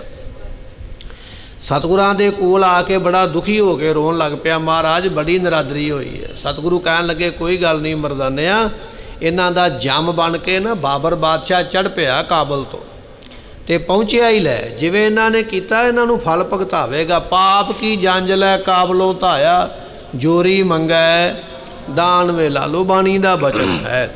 ਫਿਰ ਕਹਿਣ ਲੱਗੇ ਵੀ ਉਸ ਬਾਬਰ ਬਾਦਸ਼ਾਹ ਨੇ ਬੜਾ ਵੱਡਾ ਜੰਗ ਕਰਕੇ ਜਿੰਨੇ ਮੁਗਲ ਸਨ ਸਾਰਿਆਂ ਨੂੰ ਮਾਰ ਖਪਾ ਦਿੱਤਾ, ਕਈਆਂ ਨੂੰ ਜੇਲ੍ਹ ਵਿੱਚ ਡੱਕਿਆ, ਕਈਆਂ ਨੂੰ ਮਾਰ ਦਿੱਤਾ, ਤੇ ਜਿੰਨੇ ਲੋਕ ਸਨ ਕੈਦ ਕਰ ਲਏ। ਗੁਰੂ ਨਾਨਕ ਸਾਹਿਬ ਪਾਤਸ਼ਾਹ ਵੀ ਇੱਥੇ ਬੈਠੇ ਸਨ। ਰੋੜੀ ਸਾਹਿਬ ਉਹ ਗੁਰਦੁਆਰਾ ਏਮਨਾਬਾਦ ਦੀ ਧਰਤੀ ਤੇ ਲੋਕਾਂ ਦੇ ਨਾਲ ਸਤਿਗੁਰਾਂ ਨੂੰ ਵੀ ਕੈਦ ਵਿੱਚ ਲੈ ਗਿਆ। ਜਦੋਂ ਚੱਕੀਆਂ ਦਿੱਤੀਆਂ ਨਾ ਪੀਣ ਵਾਸਤੇ ਸਾਰਿਆਂ ਨੂੰ, ਸਤਿਗੁਰਾਂ ਨੂੰ ਵੀ ਚੱਕੀ ਦਿੱਤੀ ਗਈ ਆਟਾ ਪੀਸਣ ਵਾਸਤੇ, ਪਰ ਚੱਕੀ ਹੁਣ ਆਪੇ ਹੀ ਚੱਲਦੀ ਪਈ ਹੈ। ਸਿਪਾਹੀਆਂ ਨੇ ਜਾ ਕੇ ਬਾਦਸ਼ਾਹ ਨੂੰ ਦੱਸਿਆ ਵੀ ਇੱਕ ਆਪਾਂ ਸੰਤ ਇਹੋ ਜਿਹਾ ਫੜ ਲਿਆ, ਗ੍ਰਿਫਤਾਰ ਕਰ ਲਿਆ, ਜਿਹਦੀ ਚੱਕੀ ਆਪੇ ਚੱਲਦੀ ਪਈ ਹੈ। ਬਾਬਰ ਨੇ ਛੇਤੀ ਨਾਲ ਮਹਾਰਾਜ ਨੂੰ ਰਿਹਾ ਕਰਵਾਇਆ ਤੇ ਮਾफ़ੀ ਮੰਗੀ। ਸਤਿਗੁਰੂ ਕਹਿੰਦੇ ਮਾफ़ੀ ਤਾਂ ਮਿਲੇਗੀ ਜਿੰਨੇ ਕੈਦ ਕੀਤੇ ਨੇ ਇੱਥੋਂ ਦੇ ਵਸਨੀਕ ਸਾਰਿਆਂ ਨੂੰ ਆਜ਼ਾਦ ਕਰਵਾ। ਸਤਿਗੁਰ ਬੰਦੀ ਛੋੜ ਹੈ। ਸਤਿਗੁਰੂ ਪਾਤਸ਼ਾਹ ਜਿਹੜੇ ਨੇ ਉਹ ਬੰਧਨਾਂ ਨੂੰ ਛਡਾਉਣ ਵਾਲੇ ਨੇ। ਮਹਾਰਾਜ ਨੇ ਏਮਨਾਬਾਦ ਦੇ ਸਾਰੇ ਲੋਕਾਂ ਨੂੰ ਆਜ਼ਾਦੀ ਦਵਾਈ। ਤੇ ਫਿਰ ਬਾਬਰ ਨੇ ਉਸ ਵੇਲੇ ਬੇਨਤੀ ਕੀਤੀ, ਕਹਿਣ ਲੱਗਾ ਮਹਾਰਾਜ ਮੇਰੇ 'ਤੇ ਕਿਰਪਾ ਕਰੋ ਵੀ ਹਿੰਦੁਸਤਾਨ ਦਾ ਰਾਜ ਮੇਰੇ ਕੋਲ ਰਵੇ, ਮੇਰੀਆਂ ਪੁਸ਼ਤਾਂ ਦੇ ਕੋਲ, ਮੇਰੀਆਂ ਪੀੜ੍ਹੀਆਂ ਕੋਲ ਰਵੇ। ਤੇ ਗੁਰੂ ਨਾਨਕ ਦੇਵ ਮਹਾਰਾਜ ਨੇ ਬਚਨ ਆਖੇ ਸਨ, ਕਹਿਣ ਲੱਗੇ ਬਾਬਰ ਜਿੰਨਾ ਚਿਰ ਤੇਰੀ ਕੁਲ ਦੇ ਵਿੱਚ ਰਾਜ ਧਰਮ ਦਾ ਰਵੇਗਾ ਨਾ, ਨਿਆਂ ਕਰੋਗੇ, ਦੁਨੀਆ ਦੇ ਨਾਲ ਦੁੱਖ ਨਹੀਂ ਦਿਓਗੇ, ਉਹਨਾਂ ਚਿਰ ਤੇ ਤੁਹਾਡਾ ਰਾਜ ਬੜਾ ਤਕੜਾ ਰਹੇਗਾ। ਤੇ ਜਦੋਂ ਦੁਨੀਆ ਨੂੰ ਦੁੱਖ ਦੇਣ ਲੱਗ ਪਓਗੇ, ਅਨਿਆਂ ਕਰੋਗੇ, ਕਿਸੇ ਦੀ ਫਰਿਆਦ ਸੁਣੋਗੇ ਨਹੀਂ, ਫਿਰ ਹੌਲੀ ਹੌਲੀ ਚਲੇ ਵੀ ਜਾਏਗਾ। ਤੇ ਇਤਿਹਾਸ ਵਿੱਚ ਬਚਨ ਆਉਂਦੇ ਨੇ ਵੀ ਜਹਾਂਗੀਰ ਬਾਦਸ਼ਾਹ ਤੱਕ ਕਹਿਣ ਲੱਗੇ ਵੀ ਦਿੱਲੀ ਦੇ ਕਿਲੇ ਦੇ ਬਾਹਰ ਇੱਕ ਵੱਡਾ ਘੜਿਆਲ ਰੱਸਾ ਪਾ ਕੇ ਲਮਕਾਇਆ ਜਾਂਦਾ ਥੱਲੇ ਨੂੰ। ਉਹਦਾ ਭਾਵ ਇਹ ਸੀ ਵੀ ਜੇ ਮੇਰੇ ਵਜ਼ੀਰ, ਮੇਰੇ ਸਿਪਾਹੀ ਕਿਸੇ ਆਮ ਬੰਦੇ ਨੂੰ ਮੇਰੇ ਤੱਕ ਨਹੀਂ ਨਾ ਆਉਣ ਦਿੰਦੇ, ਕੋਈ ਬੰਦਾ ਦੁਖੀ ਹੈ ਮੇਰੇ ਸ਼ਹਿਰ ਦਾ ਜਾਂ ਮੇਰੇ ਰਾਜ ਦਾ, ਜੇ ਕੋਈ ਉਹਨਾਂ ਨੂੰ ਮੇਰੇ ਤੱਕ ਨਹੀਂ ਆਉਣ ਦਿੰਦਾ, ਤੇ ਇਹ ਵੱਡਾ ਘੜਿਆਲ ਮੈਂ ਥੱਲੇ ਨੂੰ ਲਮਕਾਇਆ, ਵੱਡਾ ਸਾਰਾ ਟੱਲ ਕੰਧ ਦੇ ਨਾਲ ਬੱਧਾ, ਰਾਤ ਨੂੰ ਵੀ ਆ ਕੇ ਤੁਸੀਂ ਟੱਲ ਵਜਾ ਸਕਦੇ ਜੇ, ਮੈਂ ਦਿਨੇ ਆਪੇ ਤਫਤੀਸ਼ ਕਰਕੇ ਤੁਹਾਨੂੰ ਆਪਣੇ ਕੋਲ ਬੁਲਾ ਲਾਂਗਾ। ਤੇ ਜਦੋਂ ਕਿਸੇ ਨੇ ਦੁਖੀ ਹੋਣਾ ਤੇ ਉਹ ਵੱਡੇ ਟੱਲ ਨੂੰ ਵਜਾਉਣਾ ਰਾਤ ਨੂੰ ਜਾ ਕੇ, ਤੇ ਬਾਦਸ਼ਾਹ ਨੇ ਸਵੇਰੇ ਸੱਦਣਾ ਵੀ ਹਾਂ ਭਾਈ ਤੂੰ ਟੱਲ ਵਜਾਇਆ, ਕੀ ਤੈਨੂੰ ਦੁੱਖ ਹੈ? ਉਹਨੇ ਦੁੱਖ ਦੱਸਣਾ ਤੇ ਫਿਰ ਉਹਦਾ ਇਨਸਾਫ ਕੀਤਾ ਜਾਣਾ। ਇਸ ਤਰ੍ਹਾਂ ਬਾਬਰ ਤੋਂ ਲੈ ਕੇ ਜਹਾਂਗੀਰ ਤੱਕ ਉਹਨਾਂ ਨੇ ਰਾਜ ਜਿੱਥੋਂ ਤੱਕ ਹੋਇਆ ਚੰਗਾ ਹੀ ਆਪਣੇ ਆਪ ਵੱਲੋਂ ਬਣਾ ਕੇ ਕੀਤਾ ਵੀ ਰਾਜ, ਕਿਉਂਕਿ ਉਹ ਜੱਦੀ ਪੁਸ਼ਤੀ ਉਹਨਾਂ ਨੂੰ ਗੱਲ ਚੇਤੇ ਸੀ ਵੀ ਰਾਜ ਉਹਨਾਂ ਚਿਰ ਰਹਿਣਾ ਜਿੰਨਾ ਚਿਰ ਅਸੀਂ ਧਰਮ ਦਾ ਰਾਜ ਕਰਾਂਗੇ। ਤੇ ਸ਼ਾਹਜਹਾਨ ਬਾਦਸ਼ਾਹ ਨੇ ਗੁਰੂ ਹਰਗੋਬਿੰਦ ਮਹਾਰਾਜ ਜੰਗ ਕੀਤੇ ਤੇ ਔਰੰਗਜ਼ੇਬ ਨੇ ਤੇ ਫਿਰ ਮੰਦਰ ਹੀ ਕੋਈ ਨਹੀਂ ਛੱਡਿਆ, ਨਾ ਕੋਈ ਮੰਦਰ ਛੱਡਿਆ, ਨਾ ਕੋਈ ਦੇਵਤਾ ਛੱਡਿਆ, ਨਾ ਕੋਈ ਗਰੀਬ ਛੱਡਿਆ, ਲੋਕਾਂ ਨੂੰ ਕਤਲ ਕਰਵਾਇਆ। ਹੁਣ ਪਾਪ ਹੋਣ ਲੱਗ ਪਿਆ, ਹੁਣ ਇਹਨਾਂ ਦਾ ਰਾਜ ਖਤਮ ਹੋਣਾ। ਤੇ ਇੱਥੇ ਮਹਾਰਾਜ ਕਹਿ ਰਹੇ ਨੇ ਗੁਰੂ ਤੇਗ ਬਹਾਦਰ ਮਹਾਰਾਜ, ਜਦੋਂ ਸਿੱਖ ਨੇ ਆਖਿਆ ਨਾ ਮਹਾਰਾਜ ਮੁਗਲਾਂ ਦਾ ਰਾਜ ਬੜਾ ਵੱਡਾ ਹੈ, ਇਹਨਾਂ ਦੇ ਅੱਗੇ ਕੋਈ ਅੜ ਨਹੀਂ ਸਕਦਾ, ਤੇ ਗੁਰੂ ਤੇਗ ਬਹਾਦਰ ਪਾਤਸ਼ਾਹ ਕਹਿਣ ਲੱਗੇ, ਕਹਿੰਦੇ ਕੋਈ ਗੱਲ ਨਹੀਂ, ਹੁਣ ਹੌਲੀ ਹੌਲੀ ਇਹਨਾਂ ਦੇ ਰਾਜ ਖਤਮ ਹੋਣ ਦੇ ਦਿਨ ਆ ਗਏ ਨੇ, ਹੁਣ ਇਹਨਾਂ ਦਾ ਰਾਜ ਖਤਮ ਹੋ ਜਾਣਾ। ਕਿਉਂਕਿ ਵੱਡੇ ਗੁਰੂ ਨੇ, ਗੁਰੂ ਨਾਨਕ ਸਾਹਿਬ ਨੇ ਆਖਿਆ ਸੀ ਧਰਮ ਦਾ ਰਾਜ ਕਰੋਗੇ ਤੇ ਰਾਜ ਰਹੇਗਾ। ਹੁਣ ਇਹ ਪਾਪ ਕਰਨ ਲੱਗ ਪਏ ਨੇ, ਹੁਣ ਇਹਨਾਂ ਦਾ ਰਾਜ ਨਸ਼ਟ ਹੋ ਜਾਣਾ। ਇਹ ਗੁਰੂ ਤੇਗ ਬਹਾਦਰ ਪਾਤਸ਼ਾਹ ਦੇ ਬਚਨ ਹਨ। ਪਾਪ ਵਡੇਰੇ ਕਹੁ ਨਿਤ ਲਾਗੇ, ਕਿਉਂਕਿ ਇਹ ਦਿਨੇ ਰਾਤ ਹੁਣ ਪਾਪ ਕਰਦੇ ਨੇ। ਆਪਾਂ ਇਤਿਹਾਸ ਵਿੱਚ ਬਚਨ ਸਰਵਣ ਕੀਤਾ ਵੀ 1.25 ਮਣ ਜਨੇਊ ਗਲ ਦੇ ਵਿੱਚੋਂ ਔਰੰਗਜ਼ੇਬ ਲਾਉਂਦਾ, 1.25 ਮਣ ਜਨੇਊ। ਜਨੇਊ ਦਾ ਕਿੰਨਾ ਕੁ ਭਾਰ ਹੈ? ਇੱਕ ਰੂਈ ਦਾ ਵਟਿਆ ਹੋਇਆ ਧਾਗਾ, ਧਾਗੇ ਦਾ ਭਾਰ ਕਿਤੇ ਕਿੰਨਾ ਕੁ ਹੈ, ਉਹਨੂੰ ਜਨੇਊ ਕਹਿੰਦੇ ਨੇ। ਤੇ ਉਹ ਜਨੇਊ ਇਕੱਲੇ ਬ੍ਰਾਹਮਣ ਦੇ ਗਲ ਵਿੱਚ ਪੈਂਦਾ, ਬਾਕੀਆਂ ਦੇ ਨਹੀਂ। ਇੰਨੀ ਗਿਣਤੀ ਦੇ ਬ੍ਰਾਹਮਣ ਮੁਸਲਮਾਨ ਬਣਦੇ ਸਨ, ਬਾਕੀ ਜਾਤਾਂ ਧਰਮਾਂ ਦੇ ਕਿੰਨੇ ਬਣਦੇ ਨੇ ਉਹਦੀ ਗਿਣਤੀ ਮਿਣਤੀ ਕੋਈ ਨਹੀਂ ਹੈ। ਜਿਹੜਾ ਜਨੇਊ ਹੈ ਨਾ, ਇਹ ਕੇਵਲ ਤੇ ਕੇਵਲ ਬ੍ਰਾਹਮਣ ਗਲ ਵਿੱਚ ਪਾ ਸਕਦਾ। ਤੇ 1.25 ਮਣ ਜਨੇਊ ਦਾ ਕਿੰਨੇ ਲੋਕਾਂ, ਕਿੰਨੇ ਪੰਡਤਾਂ ਦੇ, ਕਿੰਨੇ ਬ੍ਰਾਹਮਣਾਂ ਦੇ ਜਨੇਊ ਲੈਂਦੇ, ਤੇ ਬਾਕੀ ਜਾਤਾਂ ਧਰਮਾਂ ਦੇ ਕਿੰਨੇ ਮੁਸਲਮਾਨ ਹੁੰਦੇ ਨੇ, ਗਿਣਤੀ ਕੋਈ ਨਹੀਂ ਹੈ। ਮਹਾਰਾਜ ਕਹਿਣ ਲੱਗੇ ਕਹਿੰਦੇ ਪਾਪ ਕਰਦੇ ਪਏ ਨੇ ਨਾ ਇਹ, ਹੁਣ ਇਹਨਾਂ ਦੇ ਰਾਜ ਖਤਮ ਹੋਣ ਦਾ ਟਾਈਮ ਆ ਗਿਆ। ਹੌਲੀ ਹੌਲੀ ਖਤਮ ਹੋ ਜਾਣਾ ਹੈ। ਭਏ ਅੰਧ ਦੁਰਮਤ ਚਿਤ ਭਾਗੇ, ਇਹ ਅੰਧੀ ਮਤ ਵਾਲੇ ਦੁਰਮਤ ਵਿੱਚ, ਖੋਟੀ ਮਤ ਵਿੱਚ ਭਿੱਜੇ ਹੋਏ ਹਨ। ਤਪਨ ਮਹਾ ਤਪ ਧਰਮ ਕਮਾਵਨ, ਸੋ ਵੱਡਾ ਤਪ ਕਰਕੇ ਧਰਮ ਕਮਾਇਆ ਜਾਂਦਾ ਤੇ ਤਪ ਤੋਂ ਰਾਜ ਮਿਲਦਾ, ਤਪੋਂ ਰਾਜ ਮਿਲਦਾ। ਜਿਨੇ ਤਪ ਕੀਤਾ ਰਾਜ ਉਹਨੂੰ ਮਿਲਣਾ, ਤਪ ਕਰਕੇ ਰਾਜ ਮਿਲਦੇ ਹਨ। ਜਾਂ ਤੇ ਰਾਜ ਸੋ ਤੇਜ ਵਧਾਵਨ, ਤੇ ਇਸ ਕਰਕੇ ਤਪ ਦੇ ਨਾਲ ਰਾਜ ਦਾ ਤੇਜ ਪ੍ਰਤਾਪ ਵੱਧਦਾ ਹੈ। ਹੋਏ ਪ੍ਰਿਥੀ ਪਤ ਫਲ ਕੋ ਪਾਵੈ, ਜਿਹੜਾ ਬੰਦਾ ਤਪ ਕਰਦਾ ਨਾ, ਬੰਦਗੀ ਕਰਦਾ, ਉਹ ਫਿਰ ਰਾਜਾ ਬਣ ਕੇ ਉਸ ਤਪ ਦੇ ਫਲ ਨੂੰ ਛਕਦਾ ਵੀ ਹੈ। ਆਪਾਂ ਬਚਨ ਪੜ੍ਹਦੇ ਹਾਂ, ਭਗਤ ਧਰੂ ਨਾਮ ਦਾ ਇੱਕ ਰਾਜਾ ਹੋਇਆ। ਇਹਨੇ ਭੁੱਖੇ ਤੇ ਪਿਆਸੇ ਰਹਿ ਕੇ ਜੰਗਲ ਵਿੱਚ ਬੈਠ ਕੇ ਬੜਾ ਲੰਮਾ ਸਮਾਂ ਤਪ ਕੀਤਾ, ਬੰਦਗੀ ਕੀਤੀ ਤੇ ਤਪ ਦਾ ਫਲ ਇਹ ਮਿਲਿਆ। 36,000 ਸਾਲ ਤਖਤ ਤੇ ਬੈਠ ਕੇ ਇਸ ਨੇ ਰਾਜ ਕਮਾਇਆ। 1 ਸਾਲ ਨਹੀਂ, 2 ਸਾਲ ਨਹੀਂ, 36,000 ਸਾਲ ਤਖਤ ਦਾ ਆਨੰਦ ਮਾਣਿਆ ਭਗਤ ਧਰੂ ਨੇ। ਕਿਵੇਂ ਮਾਣਿਆ? ਕਹਿਣ ਲੱਗੇ ਇਸ ਤਰ੍ਹਾਂ ਪ੍ਰਾਪਤ ਹੋਇਆ ਤਪ ਕਰਕੇ। ਰਾਜ ਤਪ ਕਰਕੇ ਮਿਲਦੇ। ਜਿਨ੍ਹਾਂ ਨੇ ਜਿੰਨਾ ਤਪ ਕੀਤਾ ਉਹਨੂੰ ਉਹਨਾਂ ਰਾਜ ਪ੍ਰਾਪਤ ਹੁੰਦਾ ਹੈ। ਨ੍ਰਿਪਤ ਬਨੈ ਪੁਨ ਧਰਮ ਕਮਾਵੈ, ਤੇ ਜੇ ਰਾਜਾ ਬਣ ਕੇ ਫਿਰ ਚੰਗੇ ਕਰਮ ਕਰੇ, ਧਰਮ ਵੀ ਕਮਾਵੇ, ਚੰਗਾ ਰਾਜਾ ਬਣ ਜਾਣਾ ਕਰੇ। ਕਰਹਿ ਨਿਆਉ ਨਹਿ ਲੋਭੀ ਬਨੈ, ਨਿਆਂ ਕਰੇ, ਲੋਭੀ ਨਾ ਬਣੇ। ਰਾਜਾ ਬਣਨਾ ਸੌਖਾ ਨਹੀਂ ਹੈ। ਬੜਾ ਲੰਮਾ ਤਪ ਕਰਕੇ ਰਾਜਾ ਬਣਿਆ, ਔਰ ਰਾਜਾ ਬਣ ਕੇ ਨਿਆਂ ਕਰਨਾ ਇਹ ਵੀ ਸੌਖਾ ਨਹੀਂ ਹੈ। ਰਾਜਾ ਬਣ ਗਿਆ ਹੰਕਾਰ ਹੋ ਜਾਂਦਾ, ਮਾਣ ਆ ਜਾਂਦਾ, ਫਿਰ ਉਹ ਗਰੀਬ ਤੇ ਮਾੜੇ ਦੀ ਸੁਣਦਾ ਨਹੀਂ ਹੈ। ਪਰ ਜੇ ਰਾਜਾ ਬਣ ਕੇ ਵੀ ਫਰਿਆਦ ਸੁਣੇ ਨਾ ਲੋਕਾਂ ਦੀ, ਉਹਨਾਂ ਦੀ ਪੀੜਾ ਨੂੰ, ਦਰਦ ਨੂੰ ਸਮਝੇ, ਲੋਭੀ ਨਾ ਬਣੇ, ਦੁਨੀਆ ਨੂੰ ਲੁੱਟੇ ਨਾ। ਮਹਾਰਾਜਾ ਰਣਜੀਤ ਸਿੰਘ ਦਾ ਰਾਜ ਪੜ੍ਹਦੇ ਆ। ਜਦੋਂ ਕਿਤੇ ਕਾਲ ਪੈ ਜਾਂਦਾ, ਕੋਈ ਬਿਪਤਾ ਪੈ ਜਾਂਦੀ, ਆਪਣੇ ਖਜ਼ਾਨੇ ਉਸੇ ਵੇਲੇ ਖੋਲ ਦਿੰਦਾ। ਲੈ ਜਾਓ ਜਿੰਨੀ ਕਣਕ ਚਾਹੀਦੀ ਹੈ, ਜਿੰਨਾ ਬਾਜਰਾ ਚਾਹੀਦਾ, ਜਿੰਨੀ ਮੱਕੀ ਚਾਹੀਦੀ ਹੈ, ਕਿਸੇ ਨੂੰ ਮਾਇਆ ਦੀ ਲੋੜ ਹੈ ਤੂੰ ਵੀ ਲਿਜਾ ਸਕਦਾ। ਲੋਭੀ ਹੋ ਕੇ ਠੱਗਦਾ ਨਹੀਂ ਹੈ। ਤੇ ਦੁਨੀਆ ਤੇ ਰਾਜੇ ਇਹੋ ਜਿਹੇ ਵੀ ਹੋਏ ਨੇ। ਕਾਰੂ ਬਾਦਸ਼ਾਹ ਹੋਇਆ, ਐਡਾ ਲੋਭੀ ਰਾਜਾ ਸੀ, ਕਹਿਣ ਲੱਗੇ ਵੀ ਉਹਨੇ ਮੁਰਦਿਆਂ ਦੇ ਮੂੰਹ ਦੇ ਵਿੱਚੋਂ ਪੈਸੇ ਕਢਾ ਲਏ ਸਨ। ਦੁਨੀਆ ਨੂੰ ਕਹਿਣ ਲੱਗਾ ਵੀ ਜਿਹਦੇ ਕੋਲ ਪੈਸਾ ਹੋਵੇਗਾ ਮੈਂ ਸਜ਼ਾਵਾਂ ਦੇਵਾਂਗਾ। ਦੁਨੀਆ ਕੋਲ ਜਿੰਨੇ ਪੈਸੇ ਸਨ ਕੱਢ ਕੇ ਦੇ ਦਿੱਤੇ। ਤੇ ਜਦੋਂ ਕਾਰੂ ਬਾਦਸ਼ਾਹ ਨੂੰ ਪਤਾ ਲੱਗ ਗਿਆ ਨਾ ਵੀ ਦੁਨੀਆ ਕੋਲ ਪੈਸਾ ਨਹੀਂ ਰਹਿ ਗਿਆ, ਸਾਰਾ ਮੇਰੇ ਕੋਲ ਆ ਗਿਆ, ਤੇ ਇਹਨੇ ਆਪਣੀ ਜਵਾਨ ਲੜਕੀ ਨੂੰ ਬਾਜ਼ਾਰ ਵਿੱਚ ਖੜਾ ਕੀਤਾ, ਹੋਕਾ ਫਰਾ ਦਿੱਤਾ ਸਾਰੇ ਦੇਸ਼ ਵਿੱਚ। ਕਹਿਣ ਲੱਗਾ ਜਿਹੜਾ ਚਾਂਦੀ ਦਾ 1 ਰੁਪਈਆ ਮੈਨੂੰ ਦੇਵੇਗਾ ਮੈਂ ਆਪਣੀ ਧੀ ਦਾ ਵਿਆਹ ਉਹਦੇ ਨਾਲ ਕਰ ਦਿਆਂਗਾ। ਵੇਖਣਾ ਇਹ ਚਾਹੁੰਦਾ ਹੈ ਵੀ ਕਿਸੇ ਕੋਲ ਰੁਪਈਆ ਹੈ ਕਿ ਨਹੀਂ ਹੈ, ਪਰ ਹੋਵੇ ਤੇ ਕਿਸੇ ਦੇ ਕੋਲ ਮਿਲੇ। ਇੱਕ ਨੌਜਵਾਨ ਲੜਕੇ ਨੇ ਜਾ ਕੇ ਆਪਣੀ ਮਾਤਾ ਨੂੰ ਆਖਿਆ, ਕਹਿਣ ਲੱਗਾ ਮਾਤਾ ਜਿੱਥੋਂ ਕਿੱਥੋਂ ਵੀ ਮੈਨੂੰ ਚਾਂਦੀ ਦਾ ਰੁਪਈਆ ਦੇ, ਮੈਂ ਰਾਜੇ ਦੀ ਲੜਕੀ ਨਾਲ ਵਿਆਹ ਕਰਾਉਣਾ। ਮਾਤਾ ਨੇ ਆਖਿਆ, ਕਹਿਣ ਲੱਗੀ ਪੁੱਤਰ ਰਾਜੇ ਨੇ ਪੈਸਾ ਤੇ ਛੱਡਿਆ ਕੋਈ ਨਹੀਂ, ਮੈਂ ਕਿੱਥੋਂ ਦੇ ਦਿਆਂ। ਤੇ ਜਦੋਂ ਬਹੁਤਾ ਹੀ ਖਹਿੜੇ ਪਿਆ ਨਾ ਮਾਂ ਦੇ ਵੀ ਮੈਂ ਤੇ ਮਰ ਜਾਵਾਂਗਾ ਨਹੀਂ ਚਾਂਦੀ ਦਾ ਰੁਪਈਆ ਮਿਲੇਗਾ, ਤੇ ਫਿਰ ਮਾਂ ਨੇ ਦੱਸਿਆ, ਕਹਿਣ ਲੱਗੀ ਜਦੋਂ ਤੇਰਾ ਪਿਤਾ ਪੂਰਾ ਹੋਇਆ ਸੀ ਨਾ, ਦੁਨੀਆ ਤੋਂ ਗਿਆ, ਉਹਨੂੰ ਕਬਰ ਦੇ ਵਿੱਚ ਦਫਨਾਇਆ ਸੀ ਤੇ ਉਹਦੇ ਮੂੰਹ ਦੇ ਵਿੱਚ ਚਾਂਦੀ ਦਾ ਸਿੱਕਾ ਪਾਇਆ ਸੀ, ਉਹਨੂੰ ਦੱਬਣ ਲੱਗਿਆ ਕਬਰਸਤਾਨ ਦੇ ਵਿੱਚ।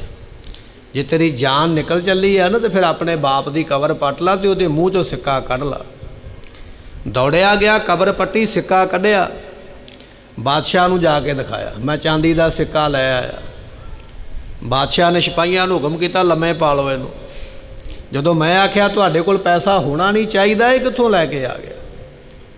ਜਦੋਂ ਥੋੜੇ ਡੰਡੇ ਪੈ ਤੇ ਮੰਨ ਗਿਆ, ਕਹਿਣ ਲੱਗਾ ਘਰੋਂ ਨਹੀਂ ਲੈ ਕੇ ਆਇਆ, ਮੈਂ ਤੇ ਕਬਰ ਦੇ ਵਿੱਚੋਂ ਲੈ ਕੇ ਆਇਆ, ਆਪਣੇ ਬਾਪ ਦੀ ਕਬਰ ਪੱਟੀ ਹੈ।